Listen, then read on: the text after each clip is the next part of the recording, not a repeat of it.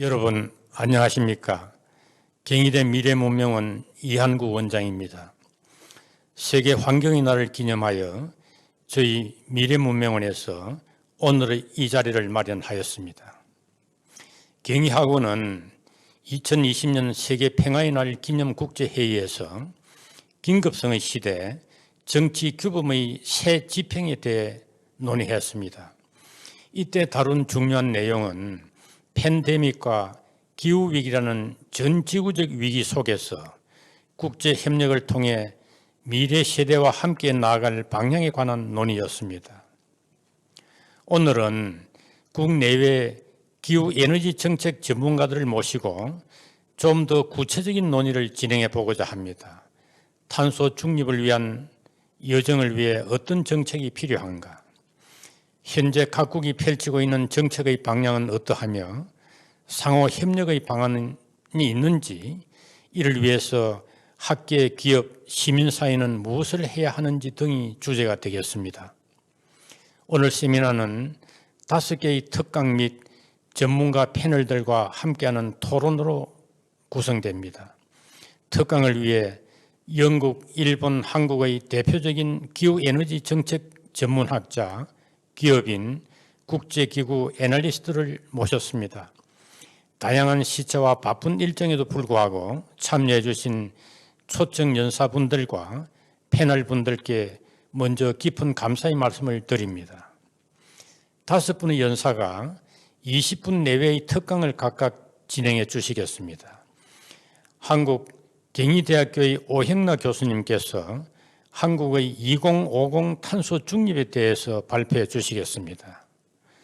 영국 유니버시티 오브 칼리지 런던의 마이클 그룹 교수님께서 영국과 EU의 기후에너지 정책에 대해서 발표해 주시겠습니다. 일본 와세다 대학의 토시 아리무라 교수님께서 일본의 탄소 중립 2050 방향에 대해 발표해 주시겠습니다. 기업 ESG 경영의 방향 및 현황에 대해서 SK 기업 스펙스 추구 협의회 SV 위원장이시자 서울상공회의소 부회장이신 이형희 위원장님께서 발표해 주시겠습니다. 월드뱅크의 홍희슬 애널리스트께서 월드뱅크의 1.5도 타겟 및 에너지 정책에 대해 발표해 주시겠습니다. 특강 이후에 진행될 토론 시간에는 국내 환경정책 전문가이신 환경부 기후전략과의 오일영 과장님과 한국환경정책평가연구원의 이창훈 박사님을 초대하여 함께 오늘의 주제에 대해 논의하는 시간을 가지겠습니다. 오늘의 세미나에 관심 있는 학생, 시민, 전문가들의 적극적인 참여를 부탁드립니다. 감사합니다.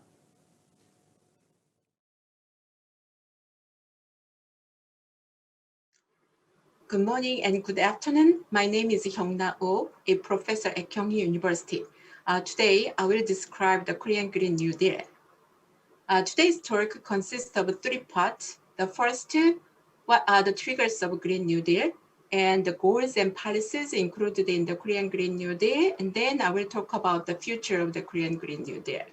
First, similar to other countries, South Korea has suffered from economic downturn caused by the COVID-19 pandemic. We experienced the negative GDP growth rates in 2020. As a part of Korean New Deal, the Korean Green New Deal was developed as a package of plans to mobilize large-scale fiscal investment, boost economic activities, and provide appropriate levels of jobs promptly. There are some internal triggers and external triggers. I will talk about the internal triggers first. In 2018, which was considered as a peak of greenhouse gas emissions in Korea, the total emission level was reached to 727.6 million tons of CO2.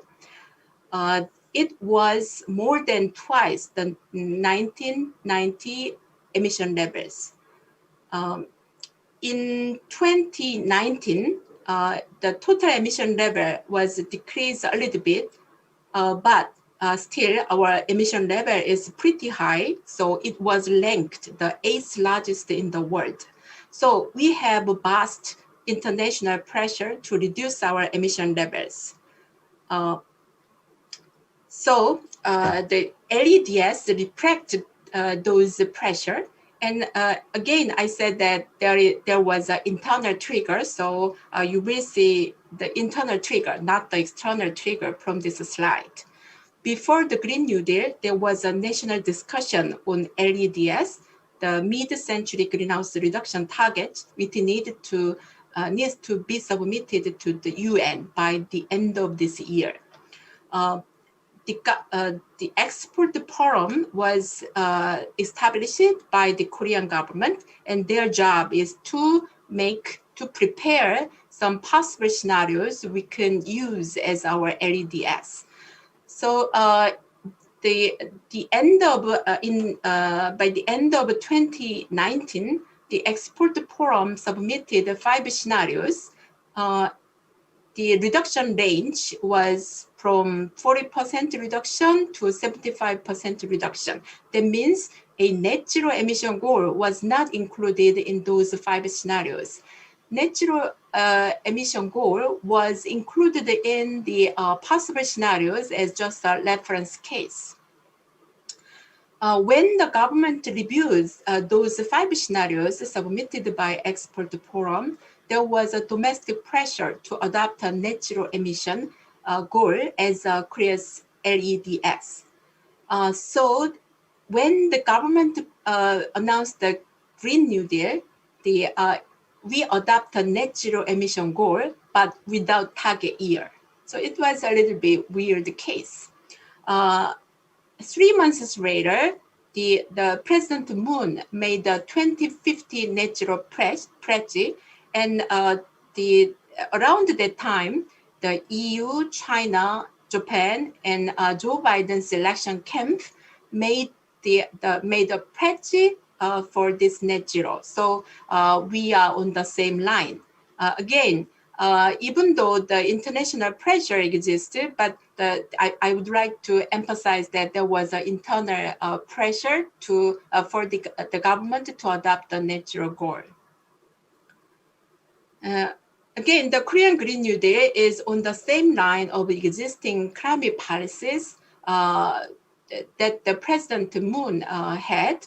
When he stepped in as a president, his policy, the package included some climate policies, including phasing out coal power plants or nuclear power plants, and by compensating the supply from coals and nuclear power plants, the governments and the President Moon says that we are going to expand the new and renewable energies, and the policy was named as RE 2030. That means by 2030, the renewable energy proportion will be 20%. That is called as RE 2030. However, as shown in this figure, which is shown as a green line, the proportion of electricity from renewable energy generation is only 4.8% in 2019. That means we have a long way to go. So the governments wanted to accelerate the energy transition by implementing Korean Green New Deal. And I'm going to explain the external triggers. As you know, the Korean economy has responded to the global trade environment because we have some characteristics. Our economy has some characteristics. Our economy has a heavy reliance on exports. In particular, Korea's export dependency on 3 markets is pretty high. So 3 markets means China, US, and EU. Those three markets proportion exceed 50% of total exports in 2020. Occasionally, those 3 countries or unions, EU is not a country, is the economic bloc, and they have the net zero goals, like a 2060 or 2050. Specifically in the US and EU, they says that we are going to have carbon border adjustment taxes or carbon border adjustment fees. That means when the mitigation actions are not enough, or the carbon price is not enough compared to their level, they can charge some additional taxes, or they can set some quotas for the exports which come from those countries. And unfortunately, most of Koreans' export items are quite carbon intensive. That means the Korean economy will have large and negative impacts when carbon border adjustment taxes or fees are adopted. So you can see top 10 export items of Korea, and most of these items are carbon intensive. Second, what kind of goals and policies are included in the Korean Green New Deal? That's the second topic. The President Moon says that our Green New Deal will evolve and will evolve without any break. So I cannot say these are the final goals or the areas of Korean Green New Deal, but initially the government started with those three areas, and this the budget which is shown in this slide. So for 5 years, from 2020 through 2025, 73.4 trillion Korean won is assigned as a Green New Deal budget. And this budget will support three areas. And the first area is green transformation of urban space and infrastructure. So the most important policy or actions under this area, in this area, is renovating old public buildings. And usually those public buildings will be renovated in an energy efficient way, or the total energy use will be negative. That means they will generate renewable energies, and the total energy produced by those buildings will be using renewable energy will be larger than their consumption level. That is their goal. And second area is renewable energy. As I told you in a previous slide, our proportion of renewable energy is very small, right? So in the Korea's Green New Deal, the government says that we are going to expand the renewable energy and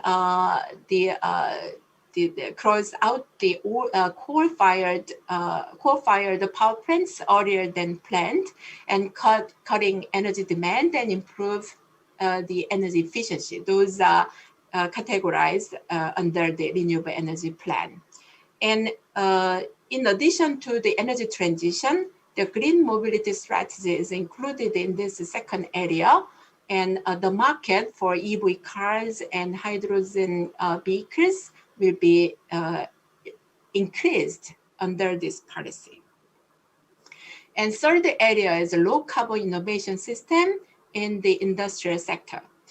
As I told you, I didn't tell that part, but Korean economy is based on manufacturing sector, and we want to maintain the high competitiveness in the manufacturing sector. And by utilizing ICT technology, the government's targets at improving the energy efficiency, and also the governments wants to build a green industry clusters in 5 sectors, and those 5 sectors include clean air, bio, hydrogen, thermal energy, solar panel, and circular economy. And the green technology is kind of essential in maintaining the manufacturing sector, even though we goes as green. So the government has a plan to invest in key technologies, including CCUS, reuse and recycling technology, fine dust reduction technologies. This year, the government has a plan to do the following. The first is finishing the green taxonomy, which is a guideline for the green investment. And using the government budget, the green large size green R&D investment will be conducted. And also there will be some individuals and regions or industrial sectors which are heavily influenced by green transition, and their transition cost is relatively very high, like much higher than average cost. So to prevent them from for them to be delayed in the green transition, the government will support their green transition by using fiscal money. So it is called as a just transition mechanism. So to support this, the just transition, government will establish a fund, which is called as a just transition fund. And carbon price is very important in mobilizing the private sector participation in Green New Deal. So the tax reform is under consideration at this moment. So it will be either introducing new taxes, which is called as a carbon tax, or reforming energy taxes. Or the government can do both, but again, the final decision is not made yet. And in order to achieve the 2030 target, so 2030 target of Korea was not very aggressive, but recently the President Moon says that we will elevate the emission reduction goal for 2030. So one of the policy tools to achieve that goal is to improve the Korean emission trading scheme, which was adopted in 2015. And the government will establish a climate fund, which is focusing on mitigation actions. Probably the adaptation actions will be supported by this fund, but the major area that the climate fund is invested will be the mitigation sector. And again, the Green New Deal or green transition is a big project. So the fiscal money, that means the government sector resources, are not enough to achieve the green transition. So private sector participation is really critical to achieve the desired goal. So I already said, I already mentioned about the carbon pricing when I mentioned about tax reform. And in addition to carbon pricing, the Korean government is considering to make ESG data disclosure as mandatory. But again, the final decision is not made yet. And the government will develop green financial commodities. Then in order to get enough financial commodities, the financial sector should change the position, and their power to mobilize the green fund should be strengthened. So I'm going to talk about the financial sector a little bit more in the next slide.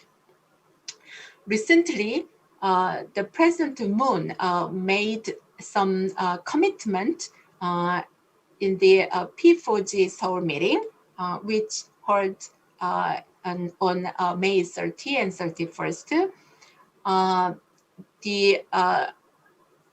In the meeting, South Korea says that we will contribute more to global responses to climate change, including its resolve to fulfill its responsibility, and we want to play a critical role to bridge developed and developing nations on climate change and its related policies. So some detailed actions were mentioned in his speech, and those actions include increasing green ODA, and create a $5 million Green New Deal Trust Fund, and offer $4 million new grant to P4G meeting. And we will, as I told you, we will elevate the carbon emission reduction target for 2030. The current budget is to reduce 24.4%, but the target level will be increased very significantly. And finally, the President Moon promised that we will cut financial support for construction of new coal-fired power plants overseas. Those actions were committed in this meeting. And future of the Korean Green New Deal. And as I told you before, the private sector engagement is a key for the successful Korea's Green New Deal. So the financial sector was very conservative in making green investment in the past. But recently, more than 100 financial institutions have made a pledge to adopt sustainability or carbon neutrality as a key criterion in determining their investment decision. And they also says that we are going to get actively involved in climate financing, including climate bond or green bond. The total assets under management of these institutes is approximately $5 trillion in 2020. So when their commitments became actual, then there will be a big change in Korea in terms of green transition. The conservative investment institution, the Korean Pension Fund, is moving toward, even though it's very slow, but it is moving toward joining this green wave. And private firms' actions are behaviors are quite different compared to their behavior in the past. Private sector firms are very active in green transition. For example, SK, POSCO, Samsung, and Hanwha, and I forgot the Honda. Those are the conglomerates, very representative conglomerates in Korea, and they are very interested in RE100 and ESG management, and they have a plan to establish a climate-friendly global value chain and issue ESG funds. And as they are already global, they will contribute toward the increasing climate investment domestically, as well as they will contribute in green transition in developing countries through this global value chain. The last key parts, or the last player we have to focus on, is the public. So public is really important because they are voters and also they are customers, so, and consumers, right? So when they do not change their behavior, the fund's action or the government initiative are not going to work. So the public's perception is very high in terms, perception on climate change is very high, but they are against the carbon pricing. Specifically, they are against increasing the electricity price. But I can see that the public's behavior are quite different from the past, from those they shown in the past. So who knows? But again, the public need to move together with the government and the ESG funds. So when the public move, then the Korean Green New Deal has a very high probability to be successful in near future. That's the end of today's presentation. Thank you for hearing.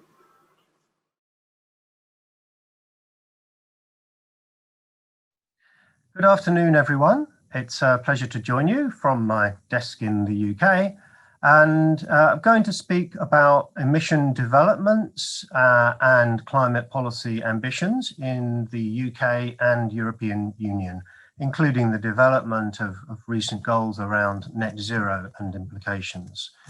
So what I'll do is a few words on UK developments, progress and plans, then some broad background on European climate policy and new targets developed for the EU and their structural implications. If time at the end, a little bit about the finance of this as well. So on the first theme, this shows with the black line is trends in greenhouse gas emissions from the UK. And you can see that from 1990 up until 2019, the UK did manage to reduce its greenhouse gas emissions really by quite a lot, by over 1/3, which is a little unusual, quite fortunate. I'll say a little bit more about how that happened in a moment. But it also, I think, has given confidence and inspiration for the UK to be more ambitious, and it's enhanced its ambition through a series of goals for emissions in 5-year blocks over the next 15 to 20 years that are designed to also lead us to a goal of net zero emissions in 2050. And those bars are now legislated. They are legally binding targets. And the most recent one adopted, and all of this is analysis from our Climate Change Committee, which provides the technical advice for government decisions. The most recent target adopted was to get by the mid-2030s, so 15 years away, 78% below the 1990 levels. Well, you can see that is a substantial acceleration even from the trend that we've been on. Also, just worth saying briefly that the targets will now include international aviation and shipping emissions, which was another big and complicated political discussion as well. So the UK's done well, and it's treating that as a confidence that we can do more. Let me say a bit more about what's happened in the UK. And I showed some decline, but accelerating from about 2005. At the heart of that has been changes in our electricity system. And so this chart shows what's happened in our electricity generation. It goes up and down every year because we peak demand in winter. And you can see we had a lot of coal that would also provide for all of the winter peak demands. And we had electricity demand stabilized and has now been going down a little bit. Obviously that helps.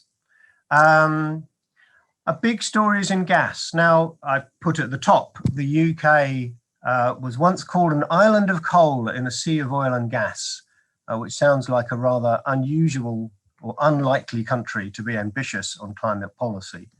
But we have been fortunate in having a significant amount of gas, but also you'll see a base of nuclear power and a rapid rise of what are the renewable energy sources here. Now, if I say a bit more about how this has been done, how this big change, particularly over the last 8 or 9 years, has occurred, is really in large part because of electricity market reform, which had several different elements. It was a big change that was brought in 2013. But the two really big ones are a system for supporting renewable energy with long-term fixed price contracts. And that gave confidence for the industry to invest. It gave confidence for the financiers. We've seen a particularly rapid increase in offshore wind energy. So that the darker is onshore wind and solar, and the light is offshore. And that is now, that's a huge resource, and it is now expanding rapidly. The costs have come down a lot. The other thing that happened is we introduced a carbon floor price, a minimum price on carbon emissions, CO2 emissions in the power sector. And what that meant in the short term is it was cheaper to run the gas plants instead of the coal plants. Coal emits about twice as much as CO2 as gas. So that combination, declining demand, rising renewables, and the gas plants being cheapest to run, basically left no need for coal. Coal has collapsed in UK generation. Emissions came down. In fact, they are now lower than a century ago, though that maybe says that Britain was a very big emitter for a long time. The last coal plant will be closed in just a couple of years now. So that's seen as quite a major success story for a combination of policy, a combination of technologies and approaches. Obviously, the challenge is our goals now imply we have to do something similar across many different sectors of the economy. And I'll show comparative sectors in a moment in the European context. But just a quick word on why the UK adopted its goal for 2050, its ambitious net zero goal. There are a few reasons. Britain has been a large historical contributor. The global scenarios suggest that emissions do need to come a very long way down in global average. And the belief was the UK can and should go further than the world's average. And the can does include the fact that we've got good renewable resources, particularly for wind and some other assets. And others are aiming for net zero. And the analysis was it is credible, although the last few bits of getting to actually zero will involve some negative emission technologies to offset things that we don't yet know how to deal with. There is a lot of attention to the costs of this. And I think the really key point to make about costs is overall, they look really quite surprisingly small. And because of technology improvements, the cost for net zero is now estimated to be what we used to think the cost of an 80% reduction would be, on the order of 1%. By 2050. So that's really very small in the big scheme of things. But what this chart shows is the full story is a lot more complicated, because what we do need is a big increase in investment, particularly in electricity and buildings and in the transport sector for electric vehicles. And the benefits flow from then the reduced dependence upon fossil fuel imports and the associated costs over time. So that's how that balance occurs.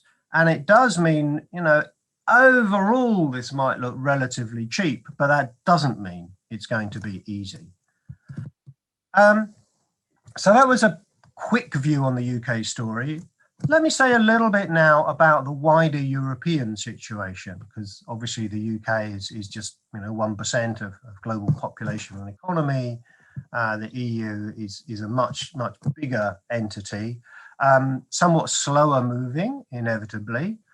But just a quick word for those interested in the politics of what's been going on.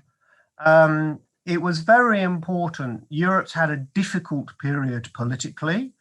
There were real worries about political extremes arising. And I think there was a general relief in the 2019 European elections that a lot of the radical votes went to the Green Party, which is seen as the acceptable face and broadly something that Europe could embrace. But it gave a strong sense that particularly what the young generation want is a good, strong environmental policy that gives them hope for the future. That is what European citizens now expect. There's also a new economics view which emphasizes resource efficiency, innovation, the potential for new industries. And frankly, most companies in Europe now realize they have to accept this. They can't, it's too risky to oppose it. The best, brightest young people want to join clean, green companies, and that there are new opportunities. So all of this has emboldened the European Commission to come out with what's called the European Green Deal. Now, I won't read all of those words, but you can see this is not just about reducing emissions. It's seen as quite a big process of social and economic change to try and meet multiple needs in better ways. So that's been a strong political impetus. Is any of this real? There's a phrase about pie in the sky, you know, something that is just fantasy. Or is this something where we do see significant progress? And I've just put up one chart here because I think it tells an important bit of the story, which is in any of these things, any major transformation, things tends to start slow, but then grow more rapidly. If we look at the new renewable energy sources of wind and solar, they're still pretty small on the global scale, about 7%. But solar energy has been growing at over 40% a year. The combination of wind and solar is now 15% of European electricity, so twice the global average. And that already makes quite a difference. And combined wind and solar have been growing at 30% a year. If that is sustained, actually, globally, that would be almost a third of global electricity by 2030. Now, if you think, it may look small now, but that's a really big change fairly quickly. So that's really given hope that major transformations are possible. And if I say now a little bit about the European targets, the different lines are different European countries or groups of smaller countries. The black is European emissions. So they have gone down since 1990, but not hugely. The European Union has now adopted a goal for a 55% reduction from 1990 by 2030. And that is intended again to be on a path to net zero by mid-century. So you can see that is an even more dramatic acceleration for European emissions. In terms of, well, how are we going to do this? Again, it's important to say that it's really led by the power sector. That's the black here. That's the power sector emissions, electricity generation. What you can indeed see is this really quite rapid change from now until 2030. Particularly, it's the central pillar of delivering that goal 10 years from now in 2030. But other sectors also have to start declining. We need to accelerate progress in all sectors, really. You'll see at the bottom the little bit of negative emissions, which is what enables that overall red line to get to zero, because as said, there are some things which we really don't know whether or how we can get to zero in themselves. Just a few words about more about where these reductions come from. Up until 2030, we get significant contributions from energy efficiency and resource efficiency and circular economy. Beyond that, for the rest of the period, the power sector, electricity, is really crucial, not just because we're displacing existing electricity from coal and then gas, but also because electricity is expected to be the major source for the transport sector as we electrify vehicles, and actually also for industry through hydrogen in part and electrification of industrial uses. So it's very much a story of clean up electricity and then expand its use across other sectors, but for multiple reasons. Some additions, including biomass energy, carbon capture, storage, but they're not really the main story. They're the things that help to clean up the bit that is left. Now, I don't have time to go much into this. I've already indicated in the UK that this is not easy. It is not cheap. Certainly, it does require new investment. Also worth saying that there are different patterns economically across these different sectors, and they can change over time. So what we see now, given how much the cost of renewables come down, there are net savings over this decade in the power sector, but that might get a lot more expensive for the last bits as we approach 2050. Transport, we're generally saving because of the reduced oil dependence, and electric vehicles are expected to become cheaper than ordinary cars, but others may get more expensive. So yeah, there are mixed stories around the sectors and the costs thereof. I'm almost at the end. Let me just stress again this point for those who think that's obvious and easy. And in overall terms, the costs are not very big. That's true, but these are big sectors and big expenditure overall. So in total, the level of capital expenditure is expected to reach almost €1 trillion a year. So 10,000 over the 2030s. And also just to stress, that's total, but is also a very big shift and a significant shift both within and between sectors, as well as involving some additional up to 200 billion additional capital expenditure, mostly for much more efficient buildings and some of the other elements, including electricity infrastructure. So that's the broad story. I've covered a mix of sort of past trends, high ambition. Again, a little bit on the theme, is this possible? I showed you a chart for wind and solar. Well, on transport, we think, and we hope and we think, we're seeing a similar pattern. Electric vehicle sales are still small, but they've been rising at 40% a year. That again is the orange here. And if you take this dynamic view on how transitions occur, we really think that we're at the rapid launch off phase for the electric transport transition as well, that can get us towards the kind of goals that are required, including in the midterm, depending upon exactly how fast that transition occurs. So we feel really good progress on renewables, emerging progress on transport. There's some of that data. But then, and this is my final slide, the big challenge then becomes industry. Exactly how do we tackle this big chunk of emissions from industry? And can we do it quickly enough for these kind of goals? And it's more difficult in terms of policy and politics. Most of the reductions to date have been improving efficiency, some industry going abroad. We are getting a number of pilot demonstration projects, for example, an advanced green steel, but the economic incentives are more difficult because these are companies that can threaten to go abroad, which of course does not really help the global objective. Therefore, the EU has introduced a proposal for a border carbon adjustment with details to be released in about a month. And that is, I think, going to be really quite complex and controversial.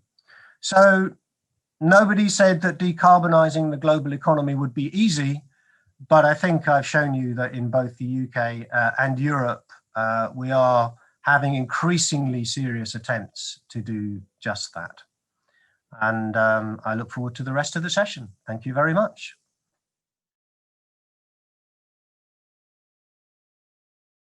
Well, thank you for the invitation to the Climate Energy Policy Seminars at Kyung Universities. I'm Toshi Arimura, professor at Waseda University, and I'm also serving as the director for Research Institute for Environmental Economics and Management. And currently, I am serving as a faculty fellow at the Research Institute for Economy, Trade, and Industry, which is closely working with METI, Ministry of Economy, Trade, and Industry.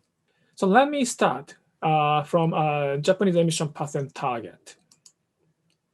So this figure shows Japanese greenhouse gas emissions from 1990s, and also the emission target before the government announced the carbon neutrality. So in 2016, the Prime Minister then announced 2030 target, which was 26% reduction and 80% reduction by 2050.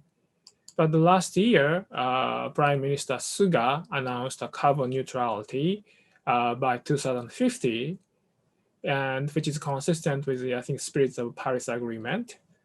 And in the April, in the climate summit, he announced the 46% reduction, so which is a big surprise to the Japanese industry now. Well, the question is how we can achieve this target.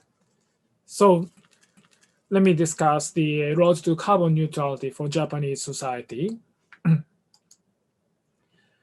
So we're trying to achieve a smart decarbonized society. And how? First, we want to promote electrification and hydrogen generation.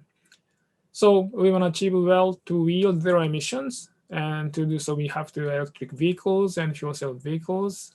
And we have to make changes in steel productions so that we can make it from hydrogen. And we need a developing electricity grid that can accommodate more renewable energies, and we need renewable batteries and so on and so forth. But let me get into the details of this big picture.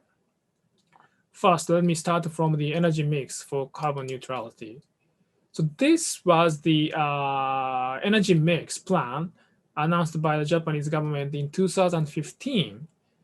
And first of all, we were expecting the demand increase of the energy, but we want to promote energy efficiency. And that's one of our priority.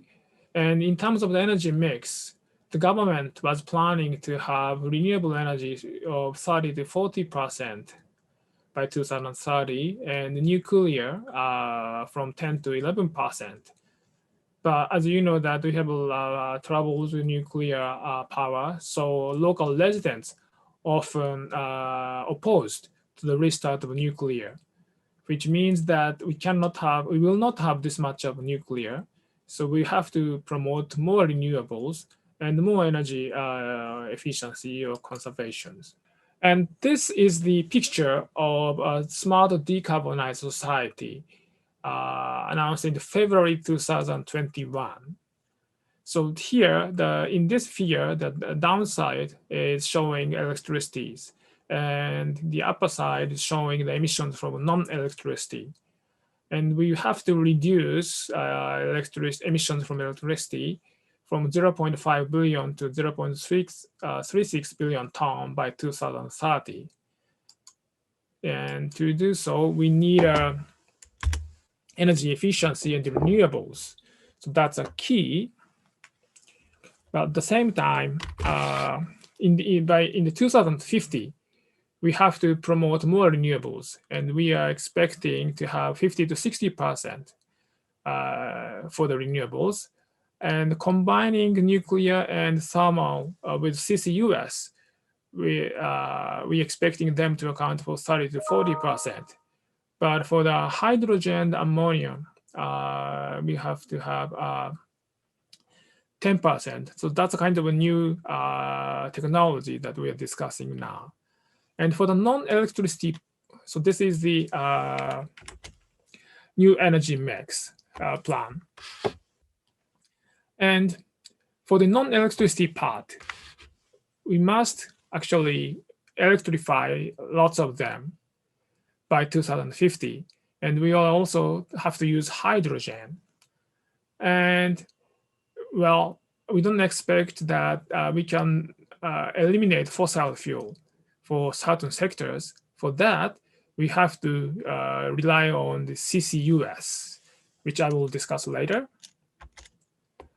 And actually, this is a planning before the announcement of 46% reduction in 2030. So now I think we have to revise this target for the 2030, but we don't have a concrete plan yet. In terms of the energy efficiency, Ministry of the Environment is promoting net zero energy buildings and net zero energy houses. And how can we achieve that? Well, if we can introduce energy savings and by installing heat insulation systems, or we can, if we have, and we have efficient air conditioners and light equipments. In addition, we have to have a solar PV, and we have to have storage cells or NFR and electric vehicles or PHV. We can make the emission from the houses from zero. So this is a kind of concept shown by the sexy house. And the picture on the right-hand side is actually a demonstration project of net zero energy buildings from Hiram Isamitsu Pharmaceutical Museum. So you can see that they have a big solar PV on the rooftop. But to promote this kind of energy efficiency, I think we need and also for renewable energy, we need policy instruments. And at the national level, we have a carbon tax from 2012, but the level is still low, 289 yen. It's less than 3 euros per ton. We have a feed-in tariff, which have contributed to the promotion of the renewable energies. But unlike Korea, we do not have emission trading systems at the national level. Instead, we have two local level ETS in Tokyo and Saitama. And you can find about the Tokyo and Saitama ETS in my co-authored book, Carbon Pricing in Japan, which is an open access book. So if you're interested in the Tokyo and Saitama ETS, you can read about them in this book. So if we can introduce carbon pricing, we can promote energy efficiency and renewables, I believe. And so one possibility is the introduction of emission trading schemes at the nationwide. Or alternatively, we could introduce additional carbon tax. So let me discuss this part. So this figure shows the current tax system on fossil fuel. So this green part is the current carbon tax, which was implemented in 2012, so 289 yen per ton of CO2. But before introducing this tax, the government have already implemented this petroleum and coal tax for energy security reasons. And if you calculate the tax rate per CO2 ton, it's 779 yen for crude oil and 400 yen. So it's roughly $4 for LNG and 301 yen for coal. So in fact, this is the older system. The current system is favoring coal because it has lower tax rate. So the new tax scheme, I believe, we should have fill this gap, and also having this new additional carbon tax. And we can use this tax revenue to promote a battery or hydrogen or CCUS. Next, let me move to the promotion of renewable energies. I believe the carbon pricing is helpful, but let me explain the current situations. So this figure is showing the composite of electric power sources. In the 2011, renewable accounted for only 2.7%. But in 2019, renewables accounts for 11.7%. And the target before the announcement of the 46% reduction in 2030, actually before the carbon neutrality, I think this was the 14%. And so I think we should have to raise this renewable target. And among the renewable energy sources, actually there are differences. So this table shows installed capacity for each source by 2018 and the target by 2030. And if you look at the solar PV, by 2018, it already achieved 76% of the target. But if you look at wind power or geothermal powers, they are lagging behind from the target. So now the government is counting on the offshore wind power. So they have examined the area, which area would be appropriate to have offshore wind, and these areas are found to have very good potentials. And this is a picture from a demonstration project at Goto Island in Nagasaki Prefecture, which is not far from Busan.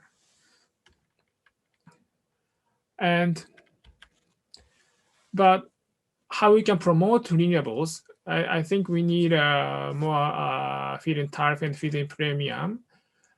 But at the same time, we have to invest in the electricity grid.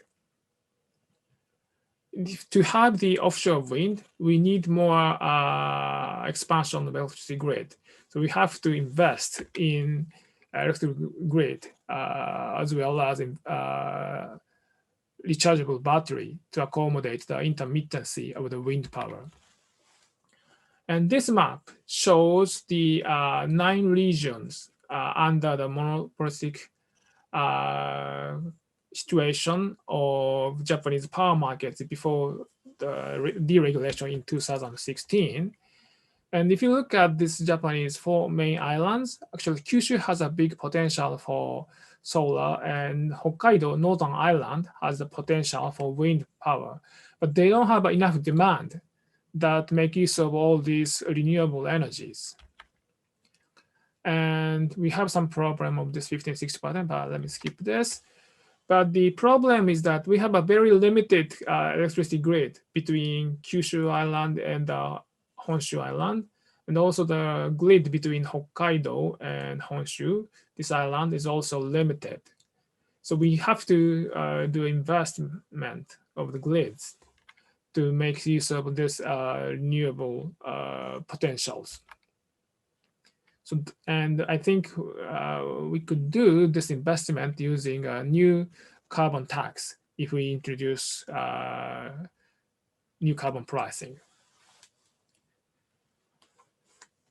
Now, I have discussed renewable energy and energy efficiency, but as I mentioned earlier, we need more to achieve carbon neutrality. Now, Japanese government and the industries are paying strong attention to hydrogen and ammonia. Well, as I mentioned in the picture, the planning of the smart decarbonized society, it may be difficult to remove all coal plants soon. And so the Japanese government is considering using hydrogen or ammonia as an alternative fuels for power generations. By doing so, they can lower the carbon intensities. And in the future, they can probably use ammonia only. That way they can make the emissions from power generation zero. But there are challenges. The question is how we can produce hydrogen. And as you know, that there are 2 types of hydrogen, blue hydrogen and green hydrogen. And when we say blue hydrogen, it's produced from natural gas. So, hydrogen itself does not emit CO2, but in the production process, it may emit CO2. So they are considering to use CCUS, carbon capture, usage, and storage, to make the emissions as low as possible. And in addition, actually, Japanese government and industry are now considering producing this blue hydrogen overseas and ship to Japan. So that's actually the discussion we are having in Japan now.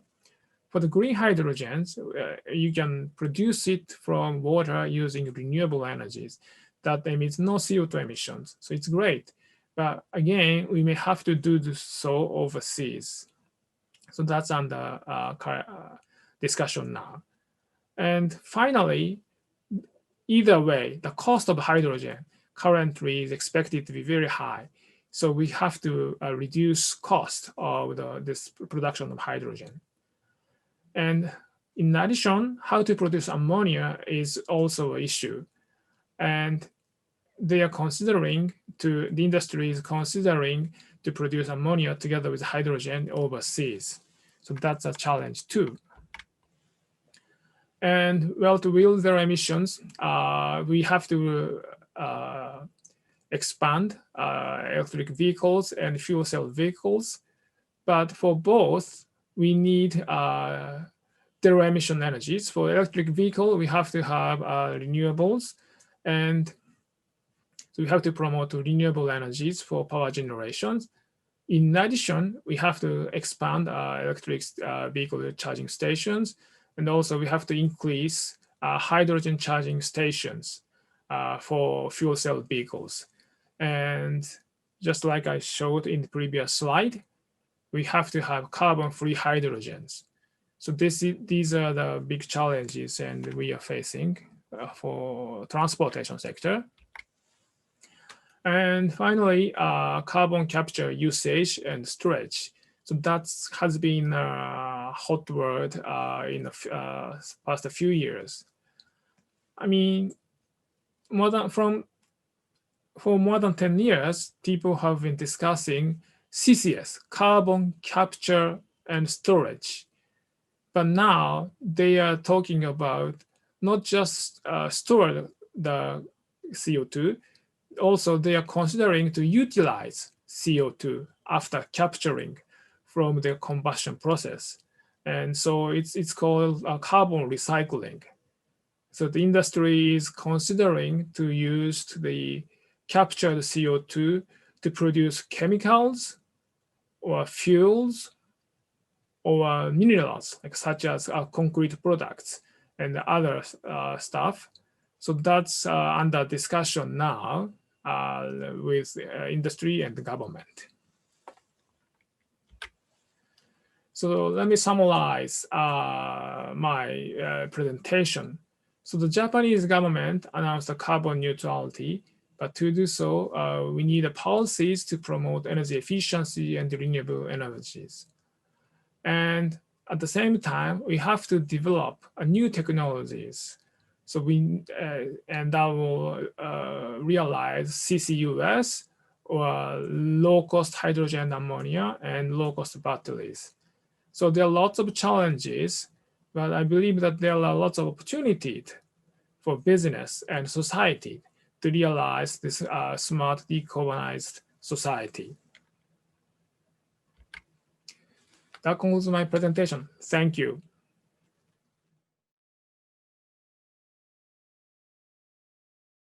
네, 반갑습니다. SK그룹에 있는 이형이라고 합니다. 요즘 ESG가 사회 어디서나 관심이 많이 있습니다. 왜 이렇게 관심이 높은지, 그리고 그러한 관심이 높은 ESG에 대해서 SK에서는 어떻게 대응하고 있는지 그 내용에 대해서 간단하게 소개드리는 시간을 가지도록 하겠습니다. 먼저 제목을 지속가능 경영의 중심 ESG라고 잡아봤는데요. 지속가능 경영은 진작부터 많이 나온 용어지만은 ESG를 그 속에서 어떻게 적용하는가에 대한 관점을 가지고 오늘 말씀드리도록 하겠습니다. 사실 지속가능 경영에 대해서 또 뗄 수 없는 단어가 CSR인 것 같습니다. SK에서는 꽤 오래전부터 다른 여러 기업과 마찬가지로 CSR에 대해서 관심을 많이 가졌었고요. 저희들이 한 CSR 활동에 대해서 시기별로 몇 가지 단계를 나눠서 본다면은 아마 사회공헌 자체에 굉장히 집중하던 그런 시기가 있었던 것 같고요. 그리고 CSR 2.0이라고 할 수 있다면은 저희들이 직접 사회공헌 활동을 하는 것보다도 그러한 사회공헌 활동을 잘하는 어떤 그런 사회적 기업들을 저희들이 육성을 잘하는 것이 아마 더 효율적인 사회공헌 활동이 되고 사회 문제가 잘 해결되지 않겠나 하는 그런 생각하에서 2010년부터 사회적 기업 생태계 육성을 하는 어떤 그러한 시기가 있었던 것 같고요.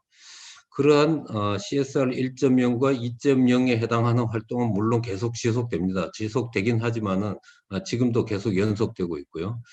그렇지만 거기에서 우리 기업 자체는 SK 자체는 무엇을 어떻게 해야 사회 문제도 해결되면서 우리의 지속 가능 경영의 어떤 그 가능성을 더 높일 수 있겠는가라는 고민에서 나온 것이 저희 SK 내부 용어로는 DBL 경영, 그러니까 일반적인 우리가 추구해왔던 이코노믹 밸류, 일반적인 경제적 이익 행위를 해나가는 부분, 그런 것과 사회적 가치, 사회적 가치를 높이려는 행동, 그 두 가지를 더블 바텀 라인이라고 저희들이 이야기를 하고요. 그래서 DBL, 더블 바텀 라인의 약자인 DBL 경영을 추구해온 지 지금으로부터 약 3년이 된 것 같습니다. 2018년부터 DBL 경영이 이제 본격화되었고요. 그런데 그 DBL 경영이란 것이 사회적 가치 추구라는 그 부분이 사실은 지금 이야기하는 ESG와 같은 개념이고요. SK 안에서는 ESG를 사회적 가치라고 부른다라고 말씀드릴 수 있을 것 같습니다. 그런데 그 ESG에 대해서 SK가 왜 주목을 하게 됐느냐라는 것을 한 3가지 관점에서 볼 수 있는 것 같습니다. 그 첫 번째가 기후 문제 그 자체가 워낙 사실은 심각해졌다. 그것이 실제적 어떤 팩트 자체가 이 지구의 어떤 인류의 미래를 생각할 때 이게 사실은 굉장히 심각한 문제이고, 그 심각함에 대해서 많은 연구기관이나 혹은 세계 각국 정부 혹은 또 일반적인 개인, NGO 많은 곳에서 여기에 대한 걱정들을 많이 하고 있고요. 그에 대한 뭐 자료들도 많이 있죠. 아마 많이들 보셨겠지만은 IPCC 같은 뭐 기관에서 나온 지구 온난화 1.5도에 대한 특별 보고서 2018년에 나온 것으로 알고 있습니다만은, 여기 따르면은 지금 현재 지구의 기온이 산업화 시절 18세기하고 비교해 봤을 때 1도 정도 올랐음에도 불구하고 지금 온갖 그 기상 이변 현상들이 많이 생겨나고 있는데, 이것이 가만 놔두면 2100년도가 되면은 4.8도까지 올라간다고들 하죠.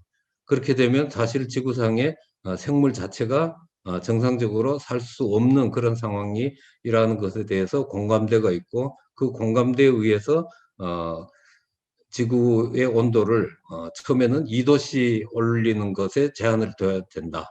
그리고 그러다가 2도씨도 너무 높다. 1.5도씨 이하로 낮춰야 한다. 라는 어떤 그러한 논의들이 많이 생겼고요. 이것은 어떻게 보면은 지금 현재 관점에서는 아주 보편적인 어떤 상식으로 자리 잡히고 있다라는 부분이 하나 있고요. 두 번째 요소로서는 그 결과겠지요. 그 결과로서 세계 각국의 정부 정책들이 굉장히 급변하고 있다. 특히 기후 관련된 어떤 그런 정책들이 굉장히 엄하게 세팅이 되고 있기 때문에 그 부분에 대해서 주목하지 않을 수 없다라는 것이고요. 아시다시피 그 파리 협정 이후에 어떻게 보면 전 세계 거의 대부분의 국가가 파리 협정에 가입하고 있고, 파리 협정에서 이야기하는 1.5도씩 추구한다라는 부분에 대해서 각국이 다 약속을 잘 하고 있는 그런 상황이고요. 그것이 올 가을에 그 COP26 유엔 기후변화 협약 당사국 총회에서 그 내용들이 실질적으로 더 강화되는 모습으로 나올 거고요.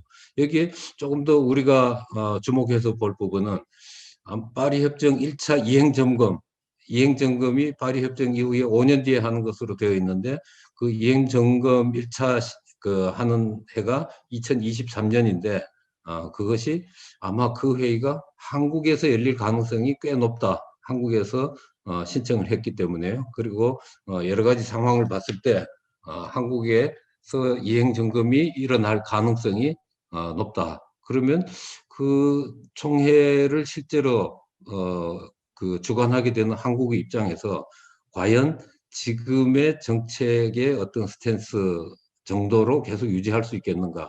아마 시간이 흐를수록 우리 한국 안에서도 기후 관련 정책과 규제 내용은 좀 더 엄격하게 되지 않을까 하는 그런 생각을 하고 있습니다.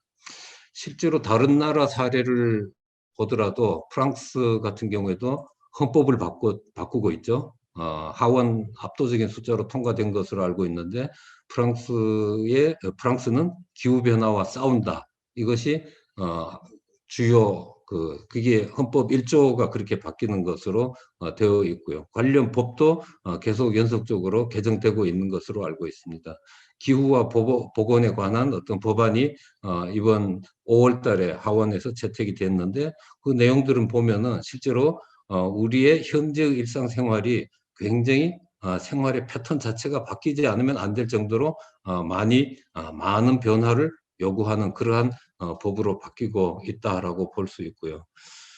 독일에서도 얼마 전에 청년들이 독일 정부를 상대로 위헌 소송을 냈죠. 그 위헌 소송의 내용이 아마 그 이산화탄소 배출을 줄이는 어떤 그러한 계획이 독일 정부가 2030년까지 2010년 대비 약 45%를 줄이는 것으로 계획을 낸 것으로 알고 있습니다.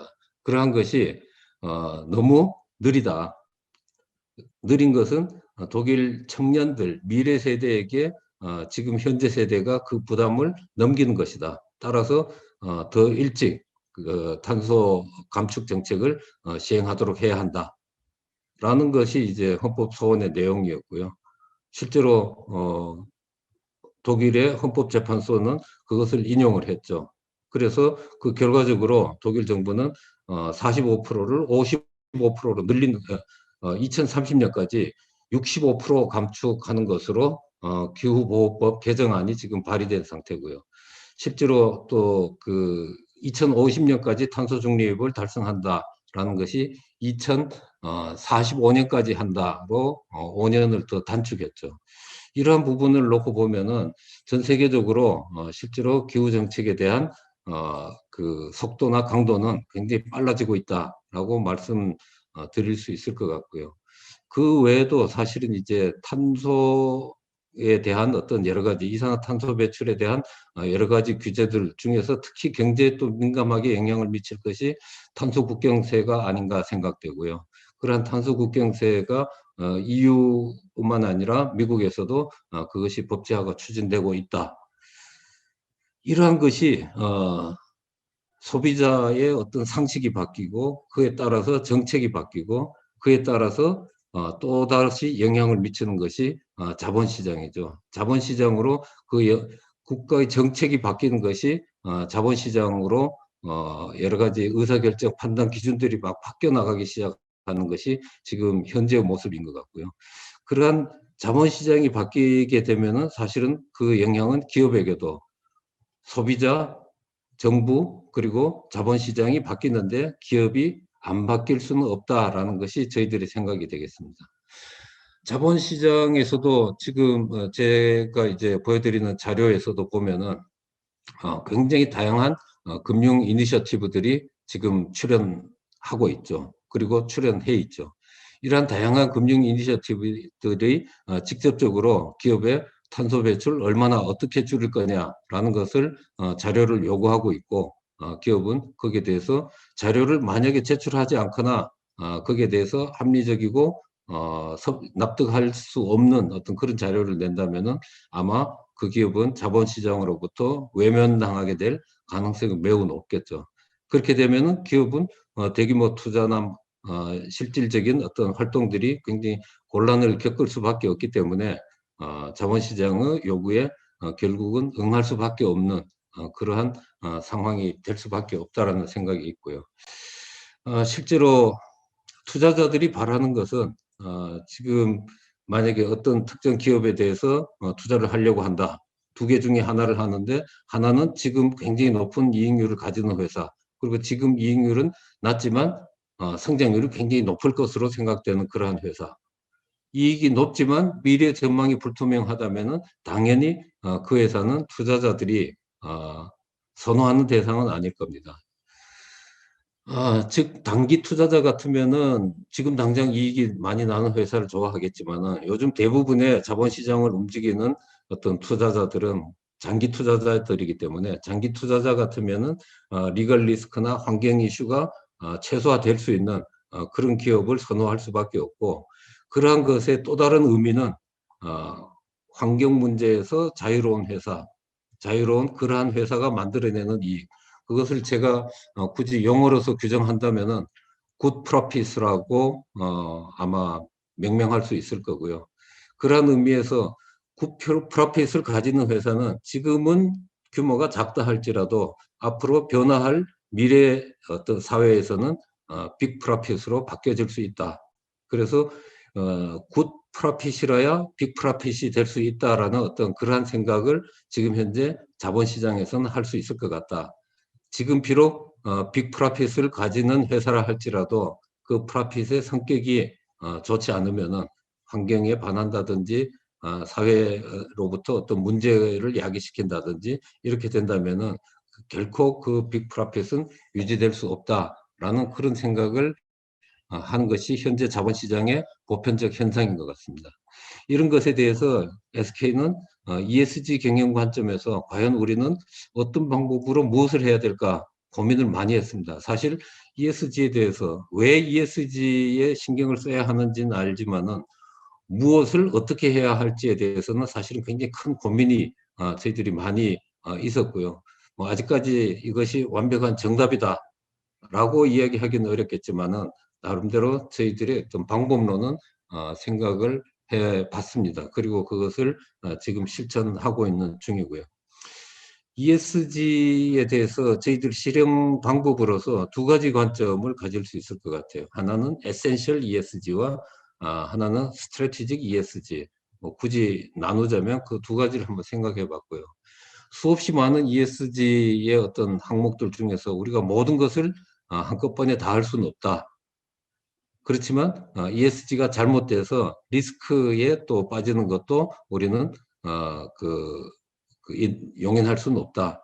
그러한 취지에서 ESG 여러 가지 항목 중에서 우리가 현재 취약한 부분, 그 부분들은 적어도 합격점으로는 올려야 된다라는 것이 있고요. 그것이 어떻게 보면 에센셜 ESG라고 볼 수 있고요. 그 다음에 어느 정도 뭔가의 ESG의 관리가 적어도 합격점이 넘어간 내용이 있다면 그것을 좀 더 전략적으로 고민해서 우리의 강점을 극대화시킬 수 있는 부분이 무엇이냐. 이것이 이제 스트래티직 ESG에 대한 고민이 될 것 같고요. 그 다음을 본다면 그러한 것에 대해서 우리는 측정이 굉장히 중요하다고 봅니다. ESG를 저희 나름대로 SK의 방식으로 측정하는 방식을 개발해서 지난 3년간 계속 측정을 한 바 있고요. 그러한 측정치를 KPI, 업무 평가, 성과 평가에 어떤 식으로 반영할 것인가, 뭐 이러한 것이 저희들의 기본적인 어떤 고민의 방식이 될 거고요. 또 하나가 어떻게 보면 이것이 특정 부서 한두 개의 일이 아니고 전사적으로 ESG에 대해서 어떻게 고민하고 그리고 어떤 방법론을 개발할 것인가. 이것은 모든 사업부, 모든 부서가 다 고민을 해야 될 부분들이기 때문에 전사의 조직 문화로 뿌리 박히기 위해서 어떠한 교육을 하고 어떤 방법으로 그것을 널리 알릴 것인가, 그리고 실행하게 할 것인가. 이것이 아마 저희들의 고민이 될 것 같습니다. 이 5가지를 조금 더 자세하게 말씀드리자면은 저희들이 정하는 ESG 핵심 지표 관리, 즉 저희들 내부적으로는 미니멈 리콰이어먼트라고 하는데요.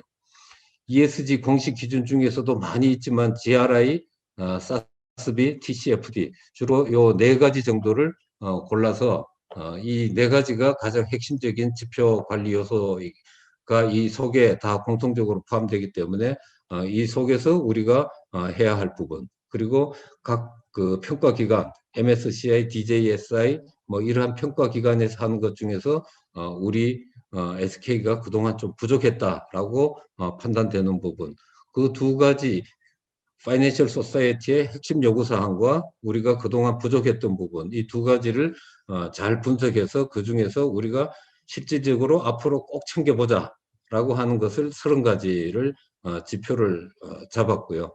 그 30가지 안에서 실제로 88개, 88개의 어떤 공시 항목을 도출해서 그것을 1차적으로 관리를 잘 하자라는 것이 저희들의 미니멈 리콰이어먼트, 핵심 공통 핵심 지표 관리 요소다라고 말씀드릴 수 있을 것 같습니다.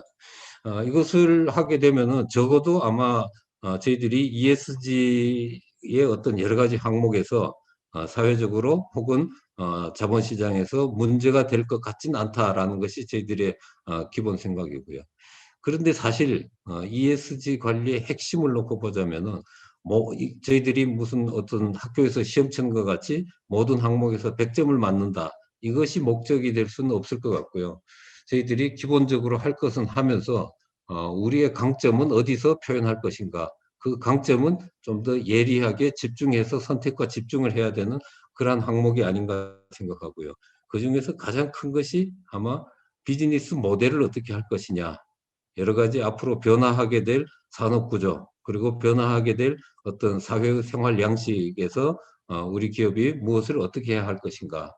예를 들어서 SK 이노베이션이 배터리 사업을 강화한다든지, 혹은 SK ENS에서 수소 사업을 더 강화한다. 그리고 태양광 발전에 대한 어떤 투자를 더 많이 한다. 그리고 향후에 쓰레기 문제나 물 문제가 굉장히 심화될 것이기 때문에 쓰레기 처리와 물 재활용에 대한 어떤 그러한 기술을 확보하는 방법, 뭐 이러한 것들에 대해서 기본적인 어떤 비즈니스 구조 변화에 대한 고민을 하는 것이 스트래티직 ESG의 가장 핵심적인 부분이 아닌가라는 생각을 합니다. 물론 비즈니스 어떤 모델 자체를 바꾸는 어떤 그러한 부분도 있겠지만은 모든 부서가 그런 것을 또 하는 것은 아니기 때문에 각 부서에서 해당되는 자기가 하고 있는 일에서 ESG 각 요소별 강점을 키워내는 일. 예를 들어서 폐플라스틱을 재활용을 어떻게 좀 더 잘할 수 있겠는가. 그리고 중고폰을 재활용을 잘하는 방법. 그리고 또 포장재에 있어서의 어떤 썩는 포장재를 만든다라든지, 이러한 이제 사회에서 요구하는 제품의 기능 개선, 이러한 활동을 해나가는 것도 스트래티직 ESG의 한 분야가 아닌가라는 생각을 하고 있습니다. 또 한 가지의 스트래티직 ESG는 어차피 우리 기업이 꼭 해야만 하는 가장 핵심적인 과제를 그룹 차원에서 같이 공동의 목표를 설정해서 같이 해결해 나가자라는 것이 있을 수 있겠는데요. 대표적으로 아리백을 이야기할 수 있을 것 같습니다. 아리백은 다 아시는 바와 같이 리유즈블 에너지 100%죠. 모든 에너지를 카본 기반의 에너지에서 벗어나서 재생에너지 기반으로 바꾸자 하는 것이 이제 아리백이 될 거고요. 아시다시피 그동안 외국의 유수의 기업들은 아리백에 가입을 많이 했죠. 작년 기준으로 200개 이상의 기업들이 가입했었지만은 한국의 기업들은 하나도 가입을 못했었죠.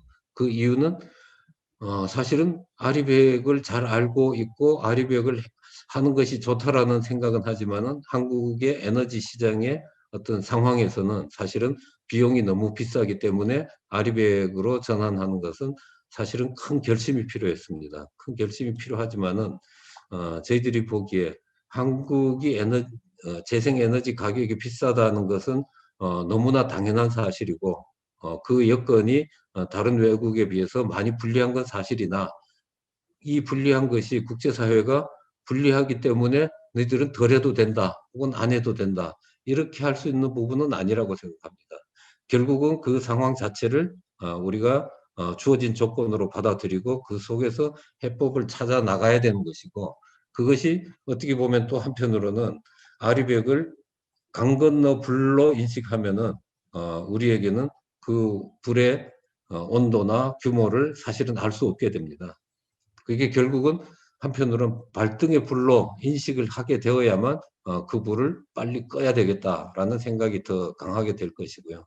그러한 차원에서 일단 우리는 아리백을 선언을 하자. 그리고 그 속에서 문제 해법을 빨리 구해 나가자. 그리고 그것이 SK뿐만 아니라 다른 한국의 기업들 혹은 세계의 다른 기업들도 빨리 그 해법을 공유하는 쪽으로 하는 것이 기업 세계 그리고 또 일반 시민 전체의 어떤 미래를 위해서는 그 길로 가는 것이 마땅히 옳은 길이다라는 생각을 한 거고요. 다음은 ESG 성과 측정이라는 부분을 말씀드릴 수 있을 거고요. ESG가 또 한편으로는 CSR의 단점이 굉장히 추상적일 수 있다라는 부분에 대해서 결국은 자기 자랑으로 끝나는 그런 측면이 있었던 것 같습니다. ESG에서는 그런 일은 있으면 안 되겠다라는 것이 사실 자본시장의 요구였고요. 그래서 자본시장에서 여러 가지 잣대를 가지고 측정을 계속합니다. 외부에서 하는 그 측정도 이제 중요하지만 저희 내부에서 이것을 측정을 좀 더 관리하기 쉬운 형태가 무엇인가라는 관점에서 고민을 해봤는데요. 그것이 저희들로서는 화폐화입니다. 화폐화.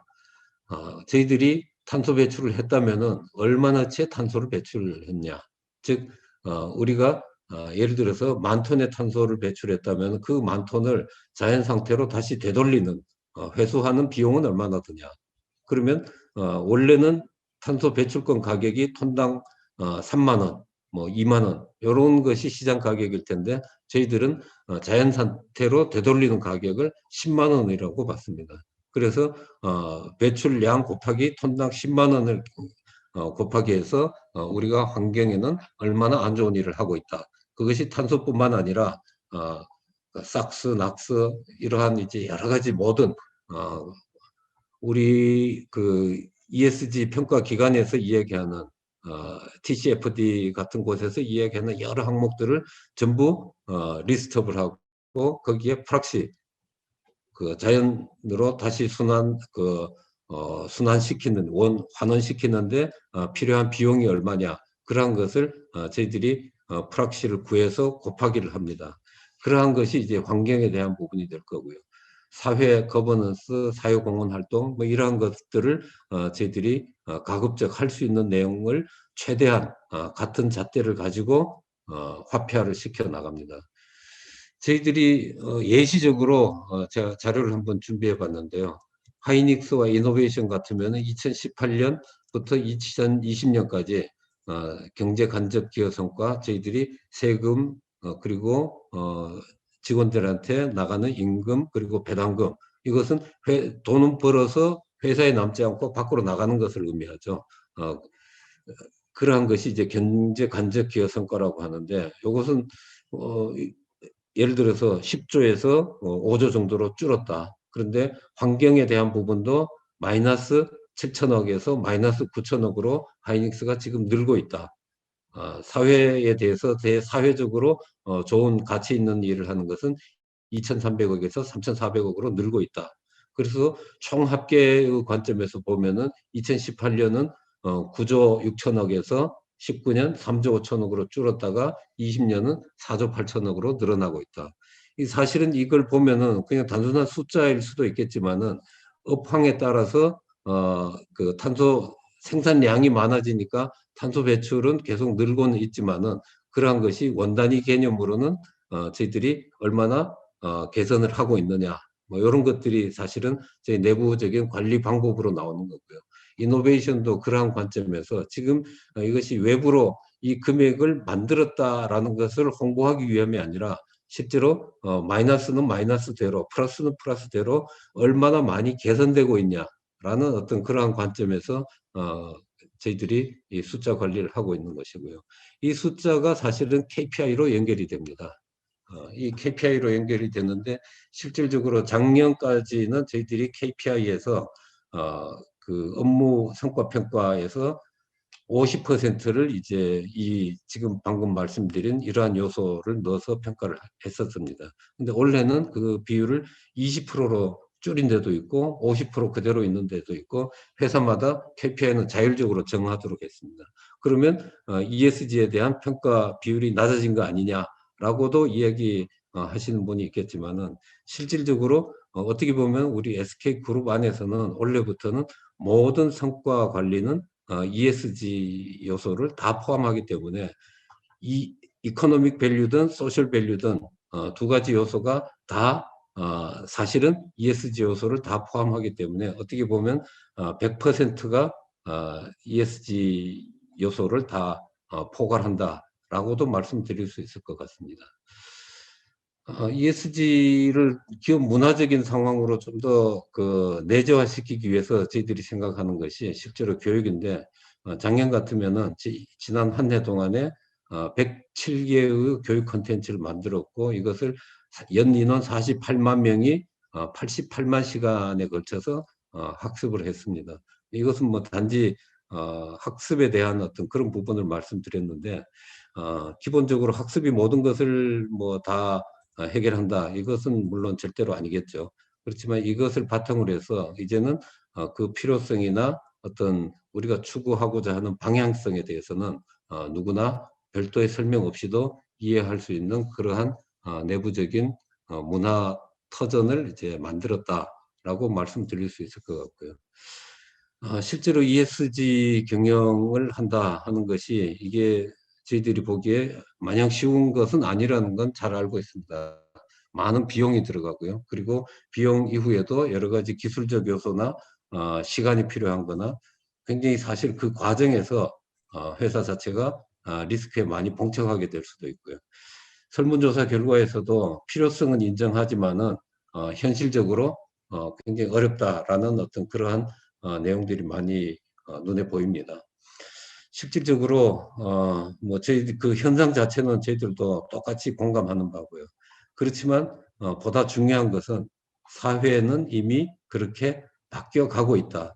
바뀌는 방향성과 속도는 이제는 우리는 느낌을 가지고 있다. 알고 있다.